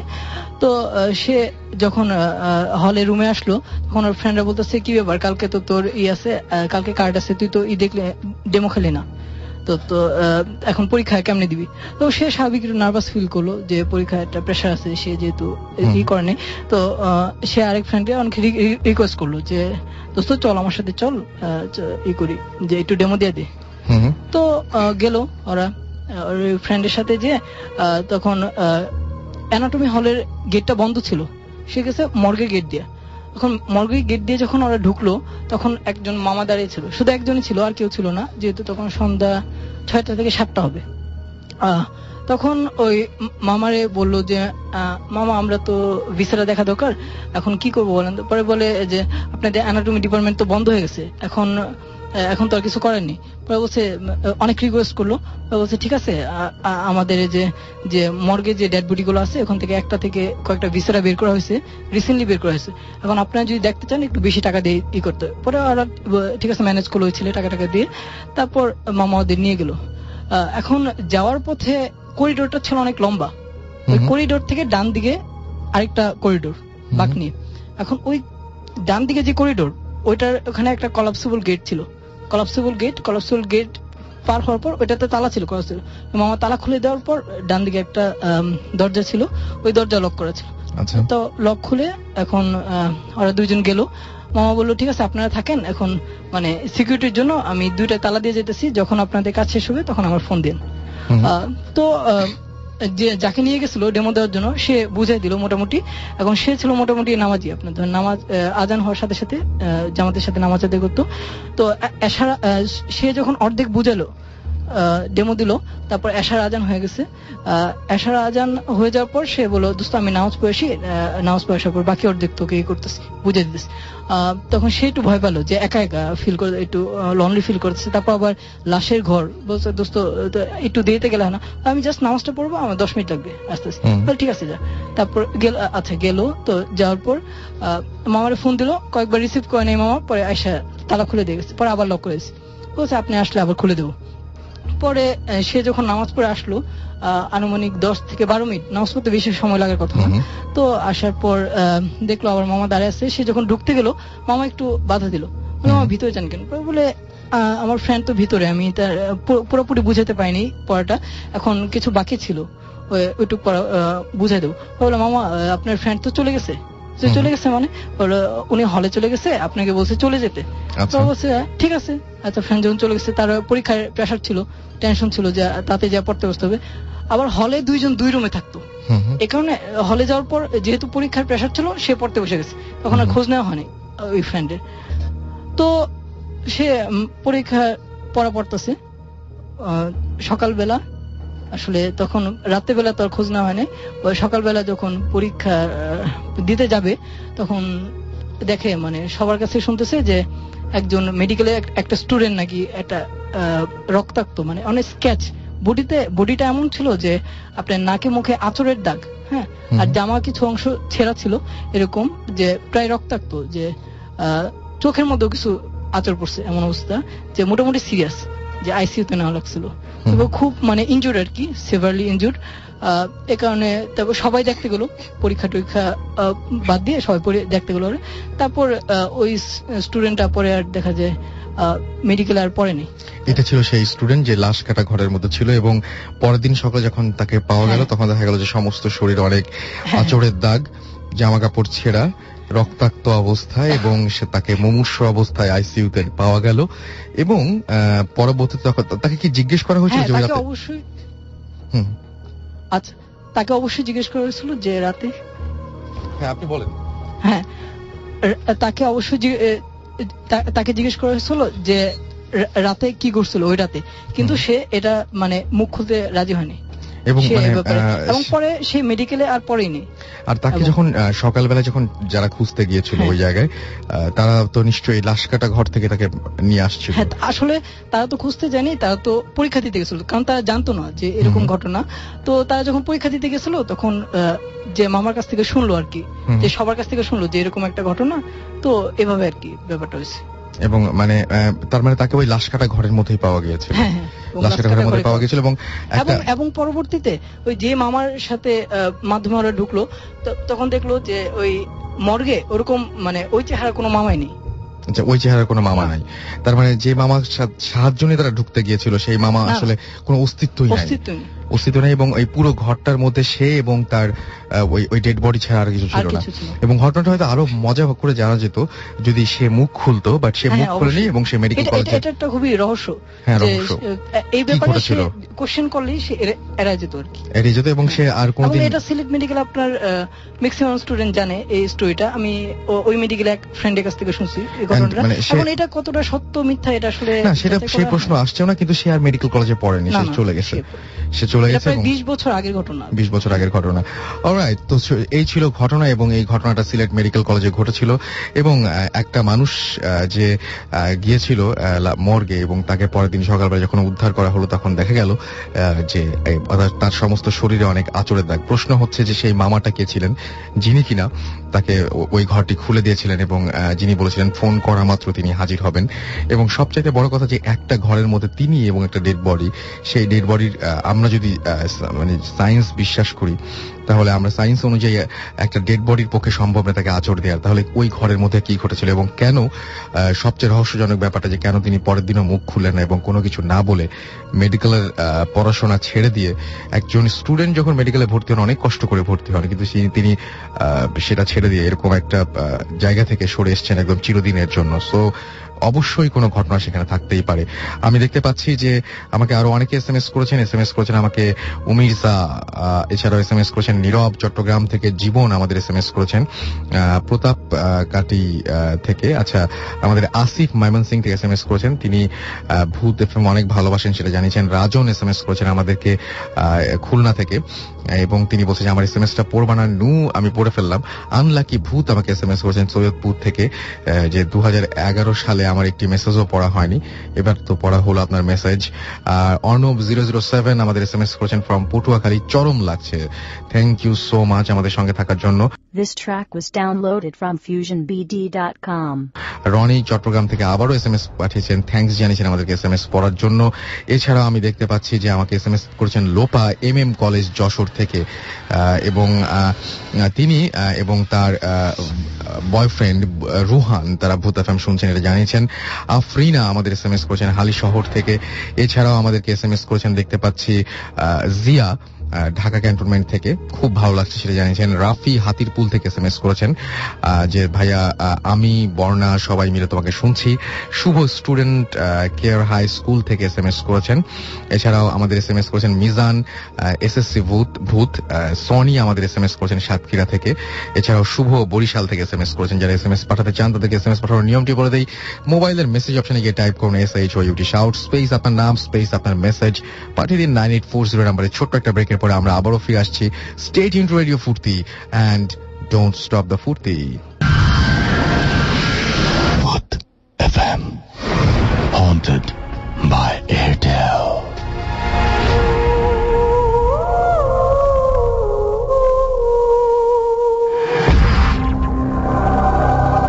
যারা রাত জেগে এখন আমার সঙ্গে আছেন তাদেরকে জানাই, শুনছেন সবসময় রেডিও ফুর্তি, চলছে ভূত এফএম হন্টেড বাই এয়ারটেল। আমি জানি যে সবাই আজকে ভূত এফএম শুনছেন, তারপরেও অনেকে হয়তো মিস করছেন আজকের ভূত এফএমটি। তাদেরকে জানিয়ে দিই যে ভূত এফএম হন্টেড বাই এয়ারটেল যদি আপনি আজকে মিস করে ফেলেন বাই এনি চান্স, তাহলে আপনি এয়ারটেল এম রেডিওর মাধ্যমে এইটি আবারও শুনতে পারবেন এই এপিসোডটি। এবং এই এপিসোড শুনতে হলে আপনাকে যেটা করতে হবে সেটা হচ্ছে আপনাকে ডায়াল করতে হবে একটি নাম্বারে।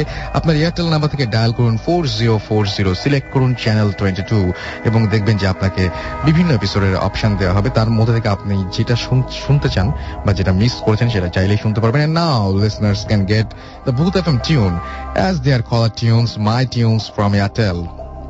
Booth FM tune code is 92125. You can activate it by sending a SMS, এবং SMS টি পাঠাতে গেলে আপনি যেটা করতে হবে মোবাইলের মেসেজ অপশনে গিয়ে টাইপ করতে হবে CT স্পেস 92125, এবং এটা পাঠিয়ে দিতে হবে 3123 নম্বরে। দেখবেন যে এই ভূত এফএম টিউনটি আপনার কলার টিউন বা মাই টিউন হিসেবে সেট হয়ে গেছে। আর আমি আবারও সময় নষ্ট না করে ঘটনায় চলে যাব, এবং আমাদের সঙ্গে রয়েছেন ঢাকা মেডিকেল কলেজের আরো একজন, আপনার নাম যিনি হচ্ছেন হুমায়ুন। আপনি আপনার যে ঘটনাটা বলবেন সেটাও কি ঢাকা মেডিকেলেরই? জি। আচ্ছা শুনি। লিসনার্স, আমি হুমায়ুন ঢাকা মেডিকেল কলেজ থেকে। আমি প্রথমেই রেডিও ফুর্তিকে স্পেশাল থ্যাঙ্কস দিচ্ছি এই জন্য যে আমাদের মধ্যে মাঝে মধ্যে এমন কিছু অনুভূতি সৃষ্টি হয় যেগুলো কারো কাছে শেয়ার না করলে অনেক খারাপ লাগে। তো রেডিও ফুর্তি ভূত এফএমের মাধ্যমে আমাদের কাছে এমন একটা প্ল্যাটফর্ম তৈরি করে দিয়েছেন, এর জন্য রেডিও ফুর্তিকে আমি স্পেশাল থ্যাঙ্কস জানাচ্ছি। আমি আমার ঘটনা শুরু করার আগে আমি একটা কথা বলতে চাই। আমার ফ্রেন্ড রিমু, ও ভীষণ অসুস্থ, প্লিজ সবাই ওর জন্য একটু দোয়া করুন, আর আপনাদের সবার দোয়ায় ও হয়তো ভালো হয়ে যেতেও পারে। ওকে, আমি যে ঘটনাটা এবার শেয়ার করব সেটা অনেকেই পরিচিত, কিন্তু আমার ঘটনাটা একটু অন্যরকম, সেজন্য আমি শেয়ার করতে চাইছি। আমি ছোটবেলা থেকেই প্যারানর্মাল অ্যাক্টিভিটিগুলোর প্রতি আগ্রহী ছিলাম। তো এই জন্য কেন আগ্রহী ছিলাম, আমার জীবনে অনেক ঘটছে এবং আমার পরিবারের সাথে অনেক প্যারানর্মাল ঘটনা ঘটছে, যেগুলো হয়তো বা একটা এপিসোডে শেয়ার করা সম্ভব নয়। যাই হোক, আমি এই জন্য অনেক প্যারানর্মাল বিষয়ে অনেক পড়াশোনাও করছি। যাই হোক, সেগুলো বিষয়ে যাচ্ছি না। আমার যে ঘটনা আমি সেটা শেয়ার করছি। আমার ঘটনা হচ্ছে, আমাদের টার্ম পরীক্ষা হয়, সেকেন্ড টার্ম পরীক্ষা আমি যখন দিচ্ছিলাম তখন আমাদের সেকেন্ড টার্ম শেষ হয় ঈদের 2 দিন আগে। ঈদ হয়েছিল 7ই নভেম্বর, আমাদের পরীক্ষা শেষ হয়ে যায় 5ই নভেম্বর। তো আমরা সেকেন্ড টার্ম শেষের পথে, তো আমাদের 5 তারিখে পরীক্ষা, শেষ পরীক্ষা ছিল। তো ভাইয়ারা, যারা সিনিয়র ভাইয়ারা ছিলেন, তারা সবাই চলে গেছে মোটামুটি ঈদের আগে। ঢাকা শহর পুরো বলা চলে ফাঁকা। তো এবং বক্সিবাজার এলাকাটায় আবাসিক এলাকা খুব কম, ওখানে লোকজন খুব কম বসবাস করে। দেখা যায় যে ওখানে হল বেশি, বুয়েট, ঢাকা ভার্সিটি, মেডিকেল, তো সব স্টুডেন্ট মোটামুটি চলে গেছে। ওই এলাকাটা একেবারে একটা নির্জন পরিবেশ, মাঝে মধ্যে 2-1 গাড়ি শাসা করে চলে যায়, এইটুকুই, আর কিছু না। তো আমরা আমাদের ফার্স্ট ইয়ারের প্রায় 35-40 জন ছিলাম একটা হলে, এত বড় হল, একটা হলে ছিলাম।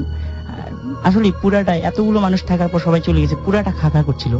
এরকম অবস্থায় আমরা রাতের বেলা, পুরো ভয়ানক অবস্থা। তো আমরা পরীক্ষা শেষ করে 2টার দিকে পরীক্ষা শেষ করে রুমে এসে একটা লম্বা ঘুম দিয়েছিলাম, যেহেতু পরীক্ষা শেষ হয়েছে, ঘুম দেওয়া স্বাভাবিক। এক ঘুমে আমরা প্রায় মাগরিবের নামাজের পর ঘুম থেকে উঠছি। ওঠার পর আমরা আবার চাটা খেলাম, ঘুরলাম, অনেক ঘুরে টুরে গল্প করলাম, তারপর ল্যাপটপে মুভি টুভি দেখলাম। তারপর রাত 2টার দিকে আমি আমার ফ্রেন্ডদেরকে বললাম, দোস্ত, প্লানচেট নামে একটা জিনিস আছে, এটা দিয়ে নাকি আত্মাকে হাজির করানো যায়। ওরা সবাই হেসে উড়িয়ে দিয়েছিল, কারণ যারা সায়েন্সে পড়ে তারা এগুলো কখনোই বিশ্বাস করে না। তো যাই হোক, আমি বললাম আচ্ছা আমরা করে দেখি, জাস্ট ফান। সো ওরা সবাই রাজি হয়ে গেল মজা করার জন্য। তারপর আমি বললাম, এগুলো করার জন্য মোমবাতি জ্বালানো লাগে, আগরবাতি জ্বালানো লাগে, উপযুক্ত একটা ভুতুড়ে পরিবেশ সৃষ্টি করা লাগে। তো আমরা, ঠিক আছে, আপনি বলেন। আমরা পুরো পরিবেশ সৃষ্টি করার জন্য বাইরে থেকে আমরা এই সরঞ্জামগুলো কিনে নিয়ে আসছি।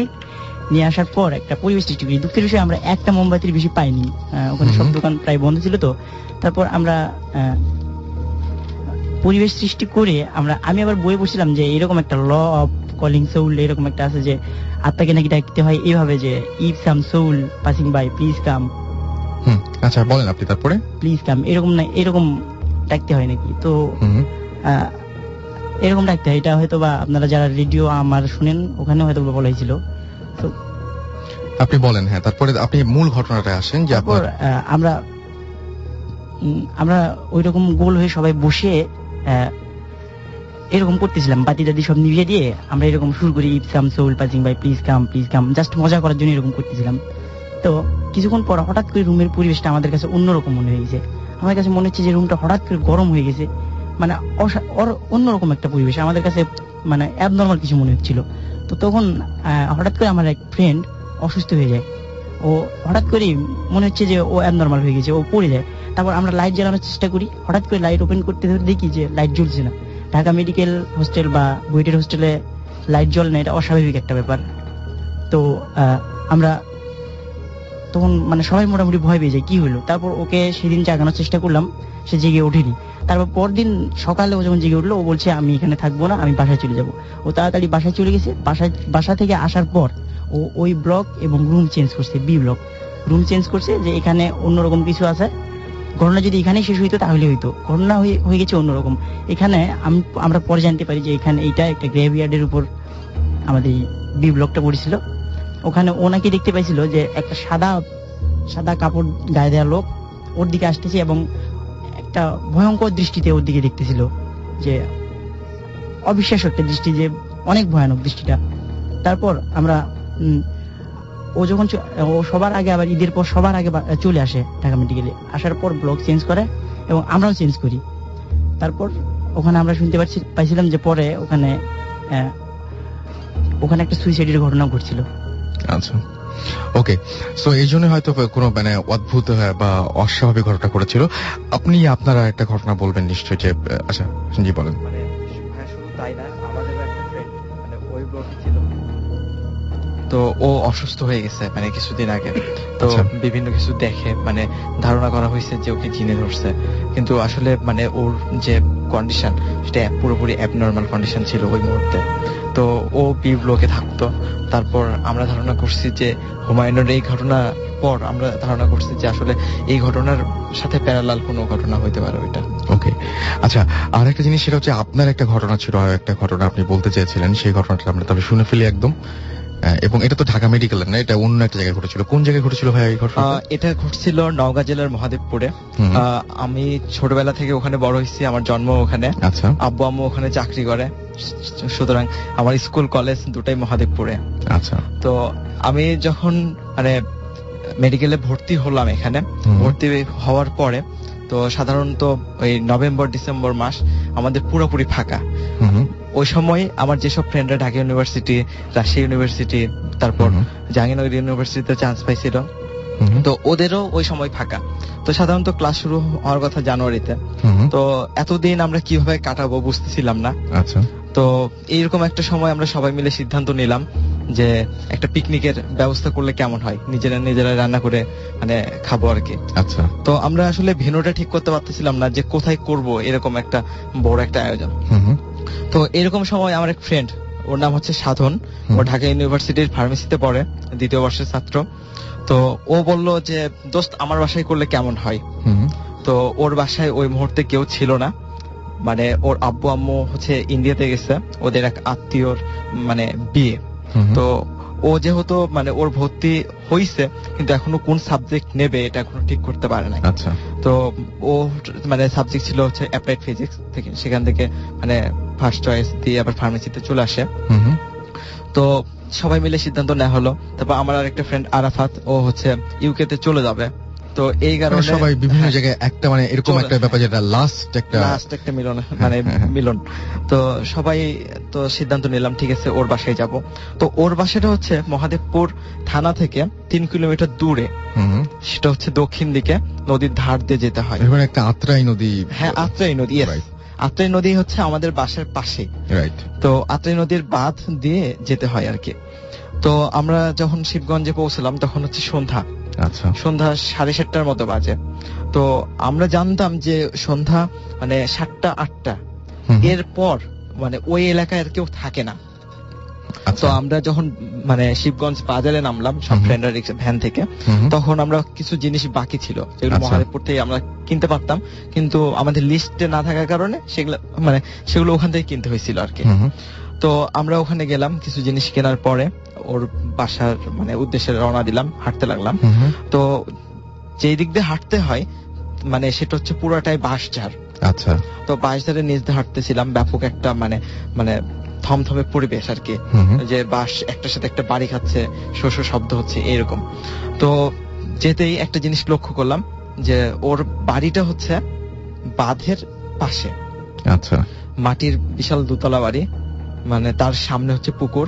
আর ওদের বাড়ির কিছু দূরেই আমরা যখন দোতলায় উঠলাম তখন দেখতে পেলাম যে ওর বাড়ির পাশে একটা হচ্ছে মানে বিশাল পাইকরের গাছ, এবং তার নিচে একটা কালী মন্দির আছে। এবং কালী মন্দিরটা যেখানে আছে তার মানে অপোজিটেই একটা ইয়ে ছিল, মানে পুরাতন ধ্বংসাবশেষ জমিদার বাড়ির। তো মহাদেবপুরের রাজা ওখানে কর আদায় করতেন আর কি। মহাদেবপুর আমাদের মানে জাহাঙ্গীরপুর কলেজ, আপনি জেনে থাকবেন হয়তো, জাহাঙ্গীরপুর কলেজটা মানে রাজবাড়ির উপর প্রতিষ্ঠিত হয়। ওকে, আমরা মূল ঘটনায় চলে আসি একদম। হ্যাঁ। তো আমরা যখন ওদের বাসায় গেলাম, তো ওদের বাসায় একজন কেয়ারটেকার, তো ওর নাম হচ্ছে মধু কাকা।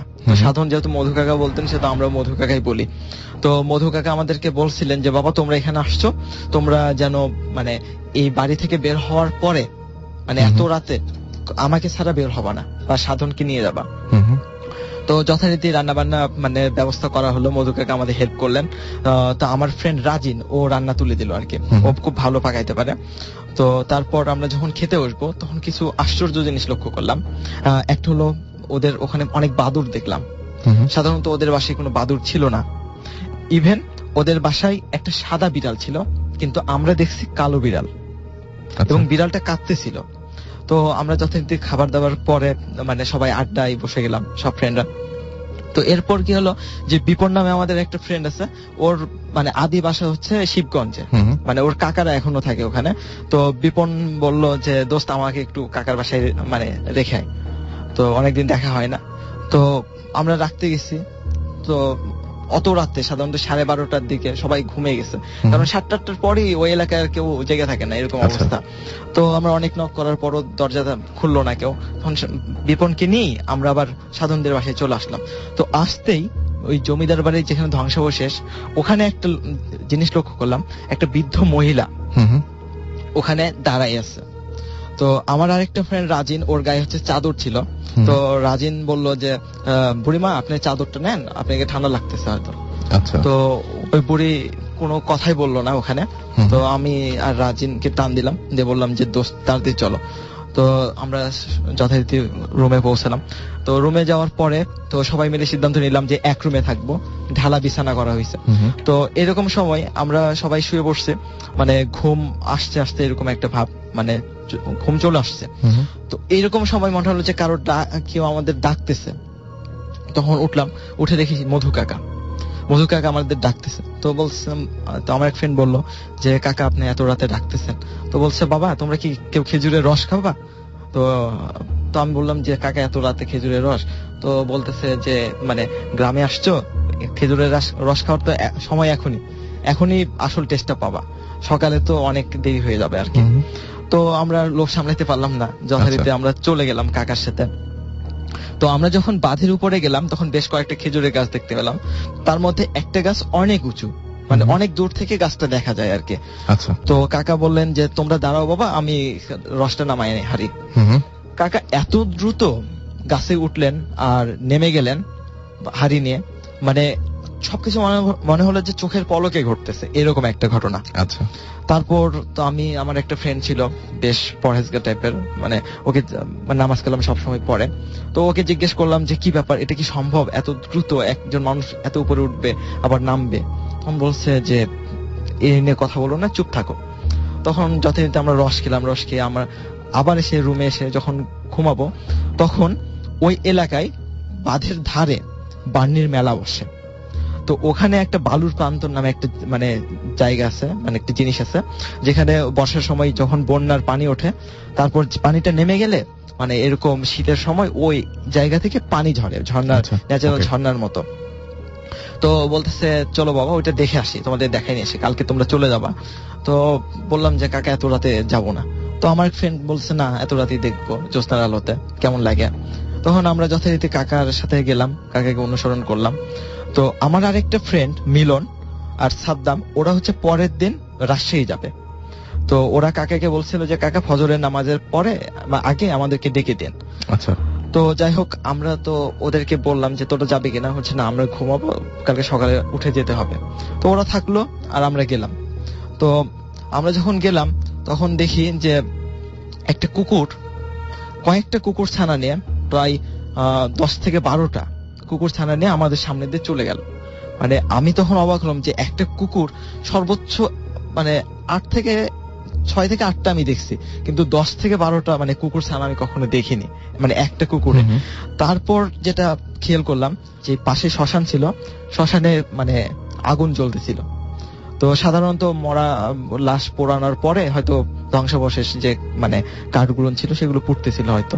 তারপর একটু ভয় লাগতেছিল, আচমকা সবকিছু ঘটতেছে।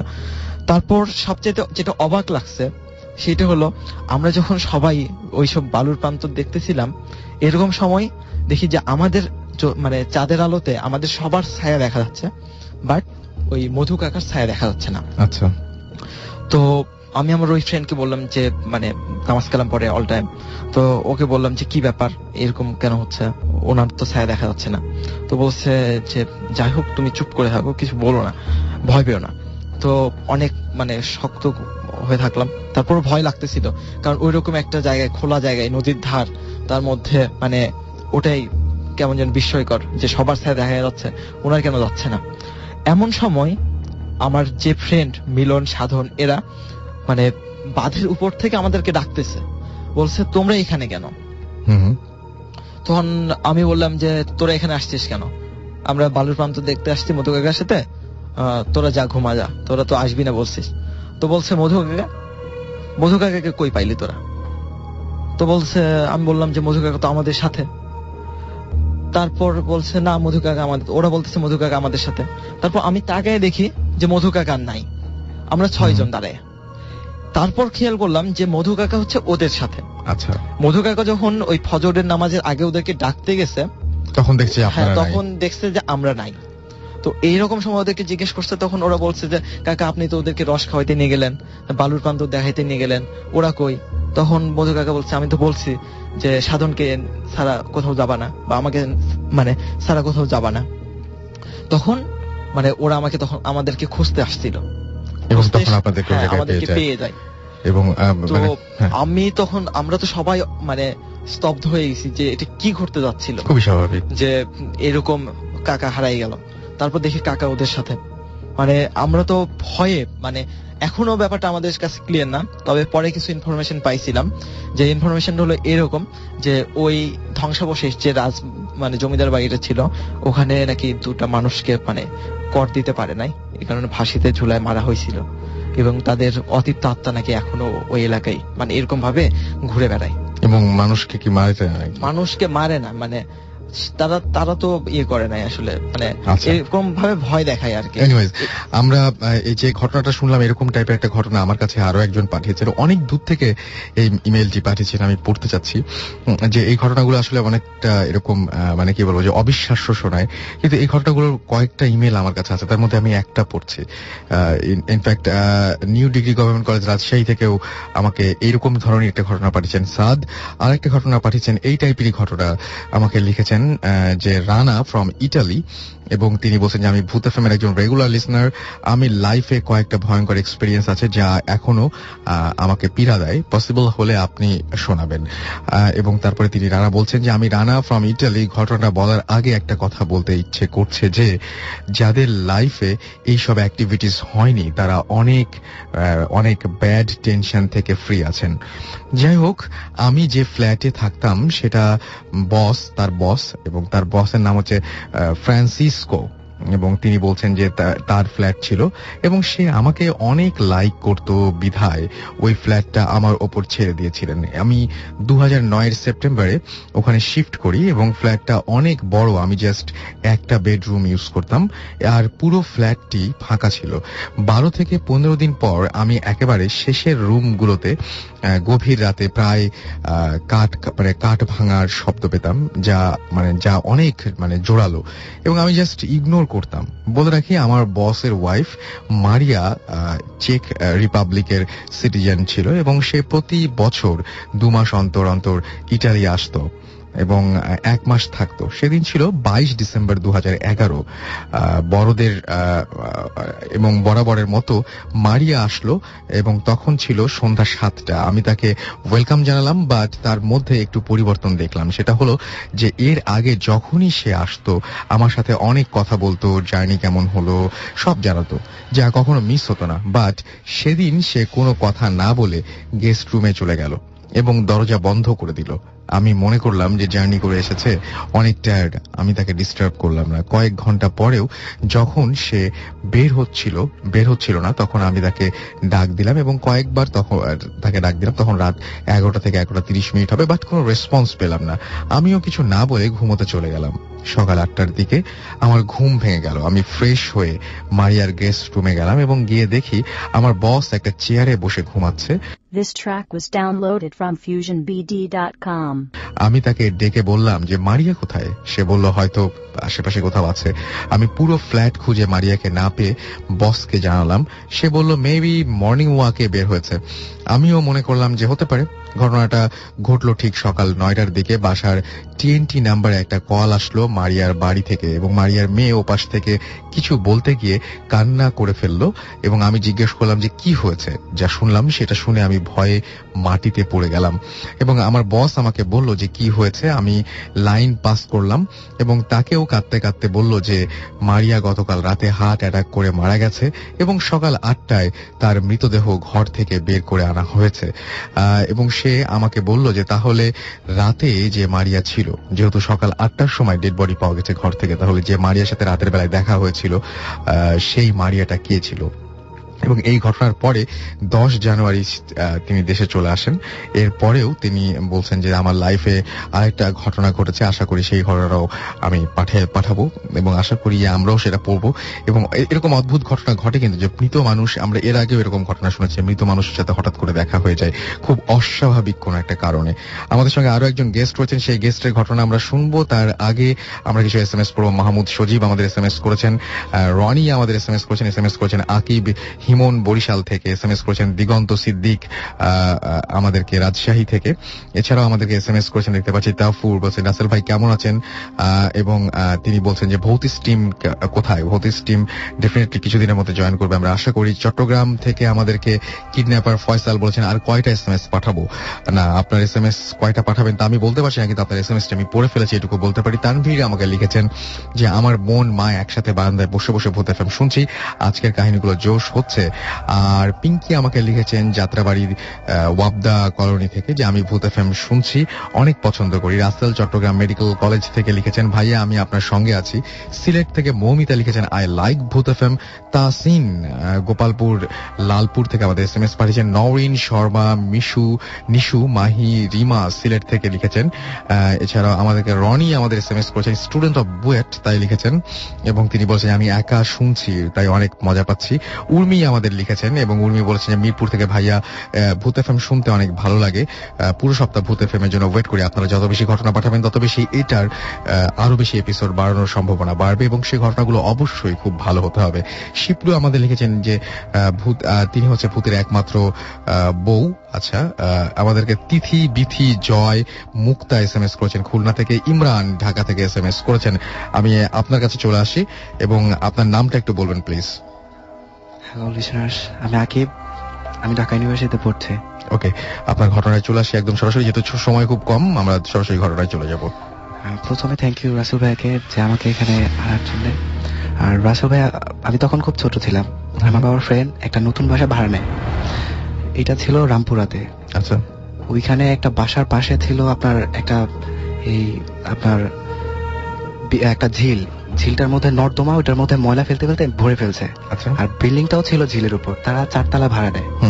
আঙ্কেল অবশ্য ওই বাড়িটার সম্বন্ধে কিছু জানতো না, সে ভাড়া কম দেখে ওই বাড়িটায় উঠে পড়ছে। আঙ্কেল জব করতো, তাই সপ্তাহে তাকে 4 দিন বাইরে থাকতে হতো। আচ্ছা, সো একদিন হঠাৎ করে তার ছেলে দেখে যে জানলা দিয়ে মানে একটা বিশাল ভয়ঙ্কর একটা মেয়ে আকৃতি, তার পা হচ্ছে নিচে আর তার মাথা হচ্ছে 6 তলার উপরে, তাকে ডাকছে। এবং সেই কথাগুলো দেখে তার মাকে জানায়, কিন্তু তার মা বিশ্বাস করতে চায় না, বলছে যে ছেলে হয়তোবা ভুল দেখছে, বাচ্চা মানুষ, তার কথা তো বিশ্বাস করা যায় না। সো আন্টি বিশ্বাস না করে সে একদিন হঠাৎ করে দেখে যে তার ঘরে কে জানি নক করছে। নক করার পর সে দরজা খুলে দেখে যে কেউই না। ঠিক সেই সময় একটা জোরে চিৎকার, বিকট একটা আওয়াজে। সো আন্টি ভয় পেয়ে দরজাটা লাগিয়ে দেয়।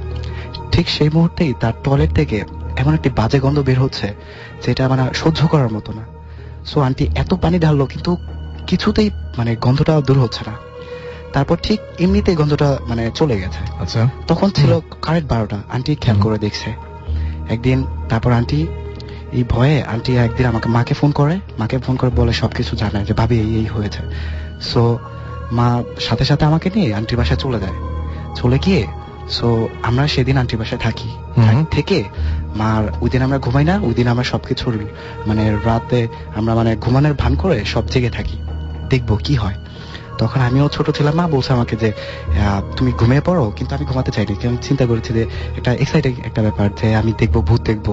তখন আমি খুব ছোট, তখন দেখলাম যে এটা সত্যি যে একটা কালো করে কুচকুচে কালো সাদা কাপড় পরা একটা মেয়ে দাঁড়িয়ে তাকে ডাকছে। সো এটা আমি নিজের চোখে দেখেছি। দেখার পর তো আমি তো ভয়ে মানে আমার সাথে সাথে জ্বর এসে পড়েছে। সকালবেলা মা উঠে আন্টিকে বলে যে তোমাদের এই বাসায় থাকার দরকার নেই, তোমরা আমার সাথে চলো, আমার বাসায় থাকবে যতদিন আর অন্য বাসা না পাও। পরে আন্টি রাজি হলো। এই মুহূর্তে আঙ্কেল চলে আসছে। আঙ্কেল বললো যে আঙ্কেলকে আন্টি সব খুলে বললো, মাও বলছে। পরে আঙ্কেল বললো, আঙ্কেল বিলিভ করেনি, আঙ্কেল বলছে আর এগুলা আঙ্কেল তাও আবার ভূতের ব্যাপারে কিছু বিশ্বাস করে না। সো আঙ্কেল তারপর বললো কিছু হবে না, আমি আমার ইয়াতে থাকি। পরে আমরা চলে আসলাম আমাদের বাসায়। পরে আন্টি একদিন দেখলো হঠাৎ করে মানে ঘুমের মধ্যে, যে ঘুম থেকে উঠে দেখে কি যে তার ছেলেটার মানে জানলা দিয়ে কে জানি টেনে বাইরে এক পা বের করে নিয়ে গেছে। এটা দেখে আন্টি ভয় পেয়ে গেছে। তখন আঙ্কেল ছিল না বাসায়।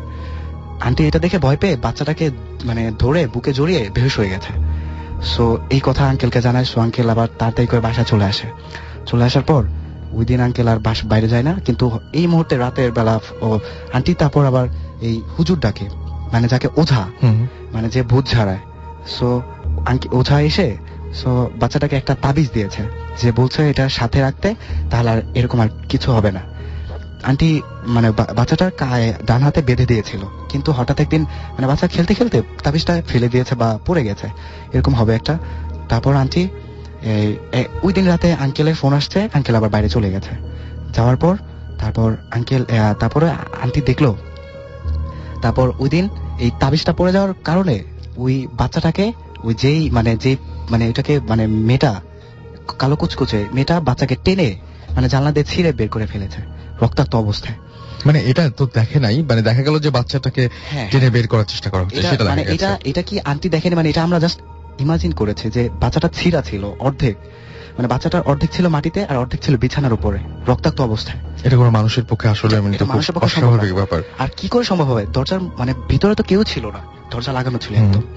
দেন তারপর হয়েছে কি, এটা দেখে আন্টি আবার একটা অবিশ্বাস্য একটা ব্যাপার যে আন্টি সাথে সাথে মানে টয়লেটে আন্টি মানে যখন এই লাশটা উদ্ধার করা হয় তখন আন্টির লাশটা পাওয়া গেছে টয়লেটের মধ্যে। টয়লেটের বাইরে থেকে দরজা বন্ধ করা ছিল এবং আন্টি ভিতরে মানে উল্টো হয়ে কমেটের মধ্যে মাথাটা দেওয়া ছিল তার। সে এভাবে তাকে মানে মৃত্যুবরণ করেছে।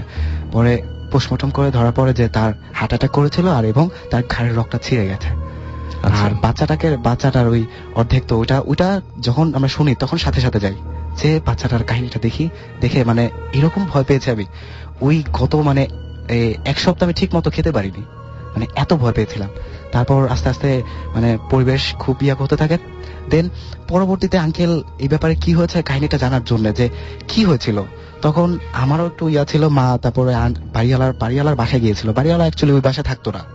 ওই ঘটনাটা ঘটেছিল যে এই রাতের বেলা 12টার সময় যে একটা চিৎকার দিত, এই চিৎকারটা ছিল বাড়িওয়ালার মেয়ে একদিন হঠাৎ করে রাতে, মানে তখন ছিল রাতের কখনো এটা কেউ বলতে পারে না, কিন্তু রাতের বেলা বাড়িওয়ালার মেয়েটা এই একা ছাদের উপর চলে যায়।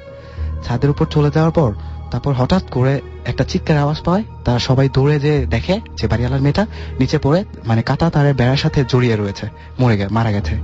দেন এটা দেখে তো সবাই তারপরে ওই 4 তলায় আর কেউ থাকে না, বাড়িওয়ালারা করেছে ওই বাসা থেকে চলে গেছে। তারপর থেকে ওই 4 তলা যারা থাকে তাদের সাথে এরকম একটা ঘটনা ঘটে। এর মধ্যে আমার আন্টি ছিল এবং আপনার আন্টি আজকে বেঁচে নেই। এছাড়া আরেকটা ঘটনা ঘটেছিল ওই বাচ্চাটাকে আমরা এখন আর শুনতে পাচ্ছি না।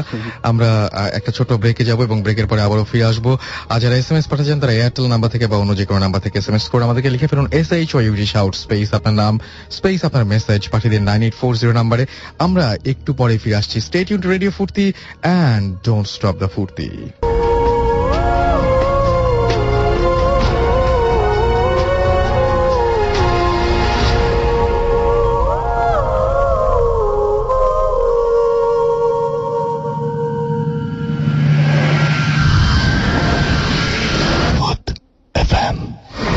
Haunted by Airtel.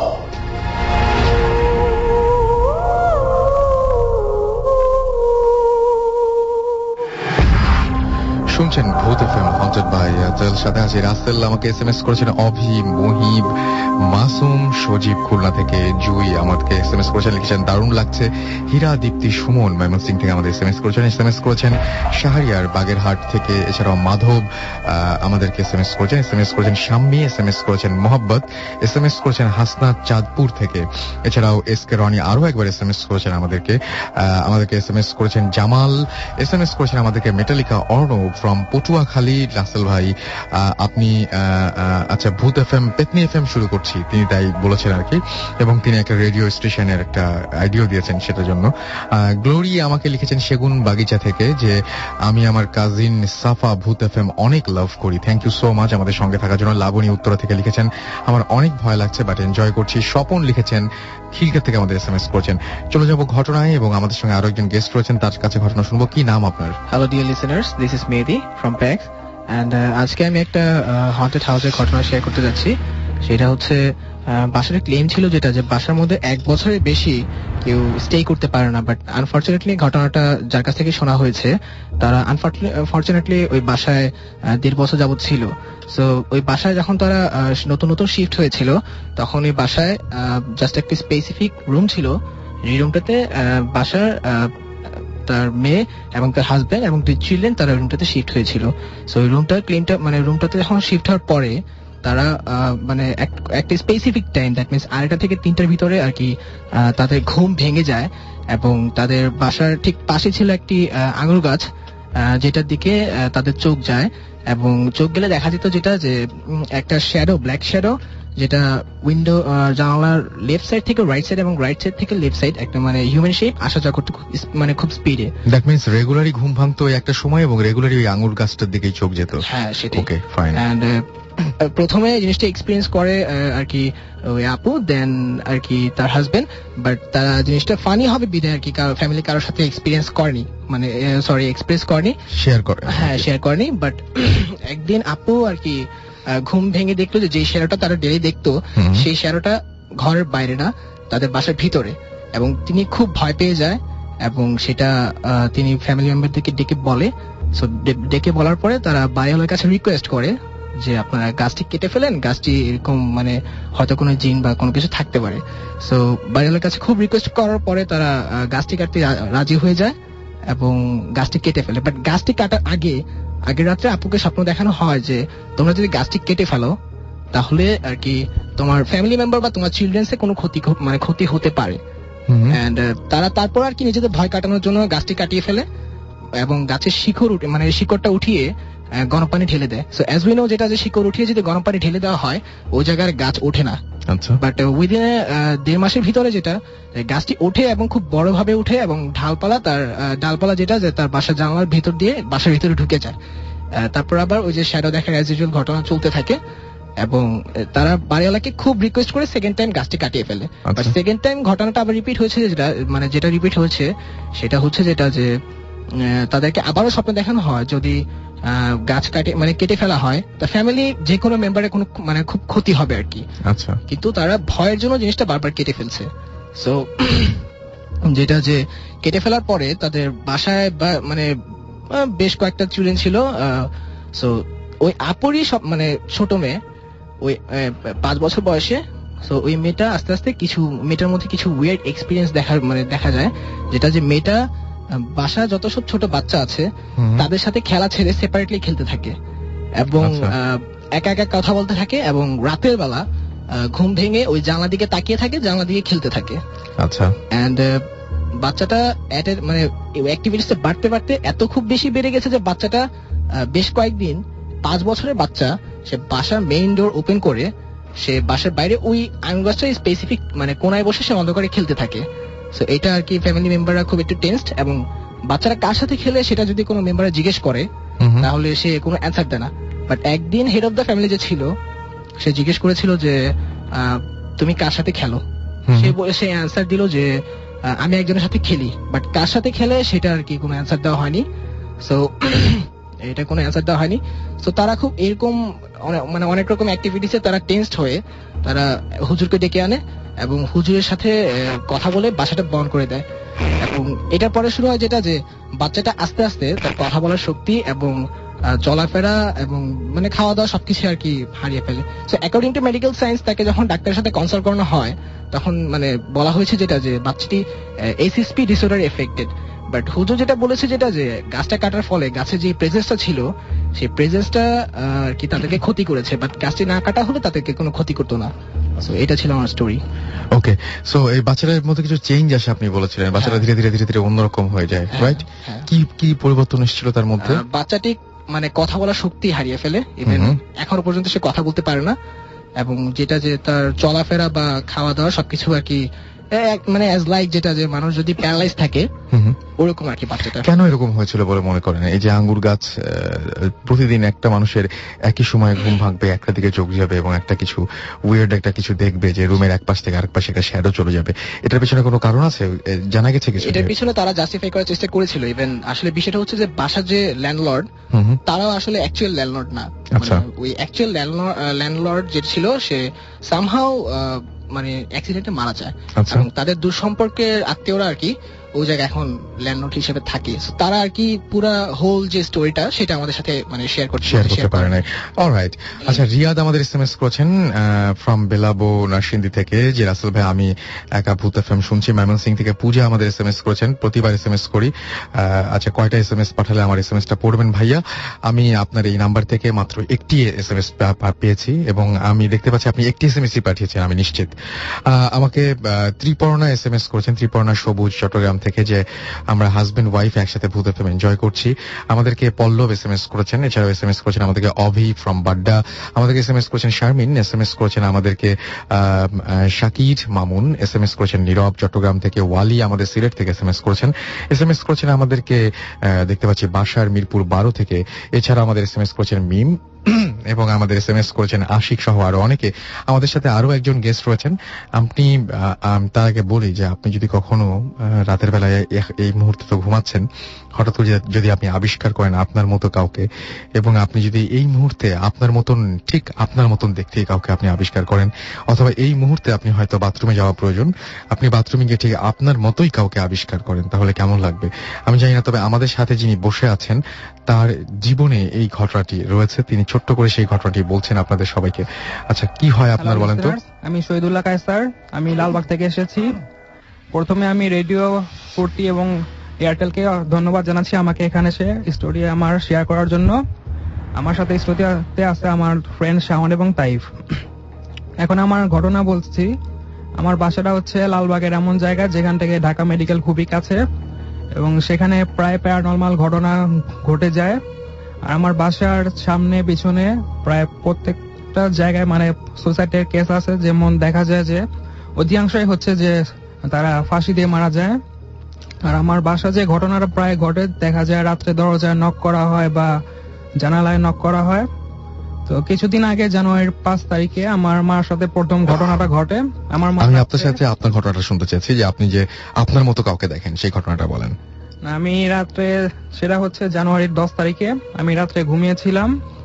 তো আমি প্রথমে ফিল করি যে আমি একজনের নিঃশ্বাস আমার নাকের উপর ফিল করতে থাকি এবং আমার ঘুম ভেঙে যায়। তখন বাজে রাত 4টা কি 4:30। প্রথমে আমি ঘুমিয়েছিলাম, পরে আমি যখন ঘুম থেকে উঠি তখন দেখি যে আমার চেহারা একেবারে আমার পাশে শুয়ে আছে এবং তার চেহারা আমার চেহারা খুবই মিল রয়েছে এবং তার চোখ দুটো সাদা। তাই আমি ভাবছি হয়তোবা আমি মিররে আমার প্রতিবিম্ব দেখতে পাচ্ছি, বাট আমি যখন একেবারে খেয়াল করে দেখি যে না, সেটা আমি মিররে আমাকে দেখতে পাচ্ছি না। ওই ঘরে কি আপনার মিরর ছিল? হ্যাঁ, মিরর ছিল। আচ্ছা, বাট মিরর ছিল আমার অন্য সাইডে। আচ্ছা, বাট আমি যে পাশে ছিলাম সেই পাশে কোনো মিরর ছিল না, সেখানে দেওয়াল ছিল। দেয়াল আমি দেখতে পাই যে আমার সাথে একজন শুয়ে আছে, আমারই একেবারে হুবহু আমার চেহারার। তখন আমি আমার নিজের গায়ে হাত দিয়ে আমার গালে আমার চেহারায় হাত দিয়ে দেখতে পাই যে না, এটা তো আমার প্রতিবিম্ব নয় এবং সে আমার দিকে তাকে স্মাইল করতেছে এবং খুবই ভয়ঙ্কর হাসি। তখন আমি সেকেন্ড টাইম আর তার দিকে তাকানোর সাহস করি নাই। যখন ফজরের আজান দেয়া হয় সাথে সাথে আমি পিছনে ঘুরে দেখি যে সে আমার যে সাথে শুয়েছিল আমারই চেহারা একজন, সে ভ্যানিশ হয়ে গেছে। এটা ছিল আমার ফার্স্ট ঘটনা। আচ্ছা, তো এই ঘটনাটাই আপনার বেসিক্যালি হয়েছিল যে আপনি আপনার নিজের মতো একজনকে দেখেছেন এবং আপনি পুরোপুরি ফিল করতে পেরেছেন যে রক্ত মাংসের একজন মানুষের মনে হচ্ছে। আমি আমার নাকে ফিল করি পেয়েছেন তার মানে, এবং এটা ভয় মানে কি বলবো, এটা ভুল হওয়ার কোনো কারণ নেই এবং এটা এবং আপনি স্বপ্নও দেখছিলেন না, that's for sure. Okay, fine. আর রাতে আমি সূরা পড়ে তারপর ঘুমাই দেন, আমার কোনো প্রবলেম হয় নাই। আচ্ছা, এরকম ঘটনা আপনাদের বাড়িতে তার মানে অহরহই ঘটে? হ্যাঁ, আমার মার সাথে 2-3 বার ঘটছে। আমার মা ফিল করছে যে তার সাথে কেউ শুয়ে আছে এবং তার নাকেও মানে নিঃশ্বাস ফিল করছে। কখনো বা হাই তুলে বা দেখা যায় দরজা জানালা নক করা হয়। এবং আপনাদের, এবং আপনি যেটা বললেন যে আপনাদের ওই এলাকায় এরকম সুইসাইড কেস অহরহই ঘটে। অলরাইট, আজকে হাতে আসলে সময় নেই, নাহলে আরো অনেক কিছু শোনা যেত। আমাদের শো শেষ করতে হবে। আমি তার আগে ছোট্ট করে কিছু SMS পড়ে ফেলতে চাই। কাজী অমিত আমাদের লিখেছেন, অর্ণব আমাদেরকে আবারও SMS করেছেন আমাদেরকে, এবং তিনি লিখেছেন যে হ্যাপি নাইট মেয়ার। তৃষা আমাদের SMS করেছেন আমাদেরকে, MD নাসির উদ্দিন এছাড়াও আমাদের SMS করেছেন দেখতে পাচ্ছি এখানে, আজাদ এছাড়াও SMS করেছেন আমাদেরকে, রাব্বি ত্রিশাল থেকে। আর আজকে যারা SMS পাঠালেন তারা অনেকে আছেন যে অনেক করে SMS পাঠিয়েছেন, তাদের সবাইকে অনেক ধন্যবাদ। যারা একটি হলেও SMS পাঠিয়েছেন তাদেরকে সবাইকে ধন্যবাদ। যারা একটিও SMS পাঠাননি কিন্তু আমাদের সঙ্গে ছিলেন তাদেরকেও অসংখ্য ধন্যবাদ, কারণ আপনারা ভূত FM এর সাথে থাকেন বলেই ভূত FM এরকম জমজমাট হয়ে ওঠে। এবং আপনারা যেরকম গল্প পাঠাবেন, যেরকম ঘটনা আপনারা আমাদেরকে জানাবেন, ভূত FM সেই রকম ঘটনাই আপনাদের সামনে নিয়ে এসে হাজির করতে পারবে। সুতরাং আপনাদের জীবনের শ্রেষ্ঠ ঘটনাগুলো আমাদের কাছে পাঠিয়ে দিন, এবং এমন কোনো ঘটনা অবশ্যই নয় যে ঘটনাগুলো আপনার নিজেরই বিশ্বাস হয় না, বা যে ঘটনা আমার মানে অনেকে আমাকে বলেন যে ভাইয়া কিভাবে বুঝবো যে এটা ভালো ঘটনা। আসলে এটা বোঝার খুব একটা সহজ উপায় আছে, যে আপনি যে ঘটনাটি আমাকে পাঠাচ্ছেন সেই ঘটনাটি যদি কেউ আপনাকে পড়ে শোনাতো বা আপনাকে যদি সেই ঘটনাটি কেউ বলতো, তাহলে আপনার শুনতে কেমন লাগতো। এটা হচ্ছে সবচাইতে সহজ উপায় ভালো ঘটনা বেছে বের করার। সুতরাং আমাদেরকে আপনাদের শ্রেষ্ঠ ঘটনাগুলো পাঠিয়ে দিন, এবং সেই ঘটনা পাঠাতে যে অ্যাড্রেসটি আপনাদের লিখে নিতে হবে সেটি হচ্ছে bhutfm@radiofurti.fm। আমি স্পেলিংটি বলে দিচ্ছি, BHOOTFM@radiofurti.fm, RADIOFOORTI.fm। এবং এখানে নাম, ঠিকানা, ফোন নাম্বার সহ আপনার ঘটনাটি পাঠাতে হবে, এবং জানিয়ে দিতে হবে যে আপনি স্টুডিওতে এসে ঘটনাটি শেয়ার করতে চান নাকি আপনি চান যে আপনার ঘটনাটি আমরা পড়ে শোনাই। এনিওয়েজ, আজকে শো কেমন লাগলো সেটাও আমাদের SMS এখন আর সময় নেই, সুতরাং ইমেল করে জানাতে পারেন যে আজকে শো কেমন লাগলো, কিভাবে কি চান আপনারা ভূত FM কি হলে ভালো লাগে। আসলে ইট ডিপেন্ডস অন ইউ। আপনারা যখন ঘটনা পাঠাবেন আপনাদের ঘটনা যেমন হবে ভূত FM তেমন হবে। আসলে যাই হোক, কথা হবে আবারও আগামী শুক্রবার। সেই পর্যন্ত সবাই ভালো থাকবেন, সুস্থ থাকবেন, সুন্দর থাকবেন, মোস্ট ইম্পর্টেন্টলি ফুর্তিতে থাকবেন, এবং অবশ্যই সুস্থ থেকে মানে বাকি রাতটা সুন্দরভাবে পার করবেন। এবং যে ভয়ের ঘটনাগুলো আপনারা শুনেছেন সেই ঘটনাগুলো অবশ্যই বারবার করে মনে করার চেষ্টা করবেন না। অবশ্য মনে করলেও কোনো আপত্তি নেই, তাহলে আগামী সপ্তাহে হয়তো আমরা আরো ভালো, আরো ভয়াবহ কোনো ঘটনা পাবো। আজকের মতো এখানে শেষ করছি, এবং সবাই ভালো থাকুন, সুস্থ থাকুন, সুন্দর থাকুন। আরো একবার বলছি, মোস্ট ইম্পর্টেন্টলি ফুর্তিতে থাকুন। This track was downloaded from FusionBD.com.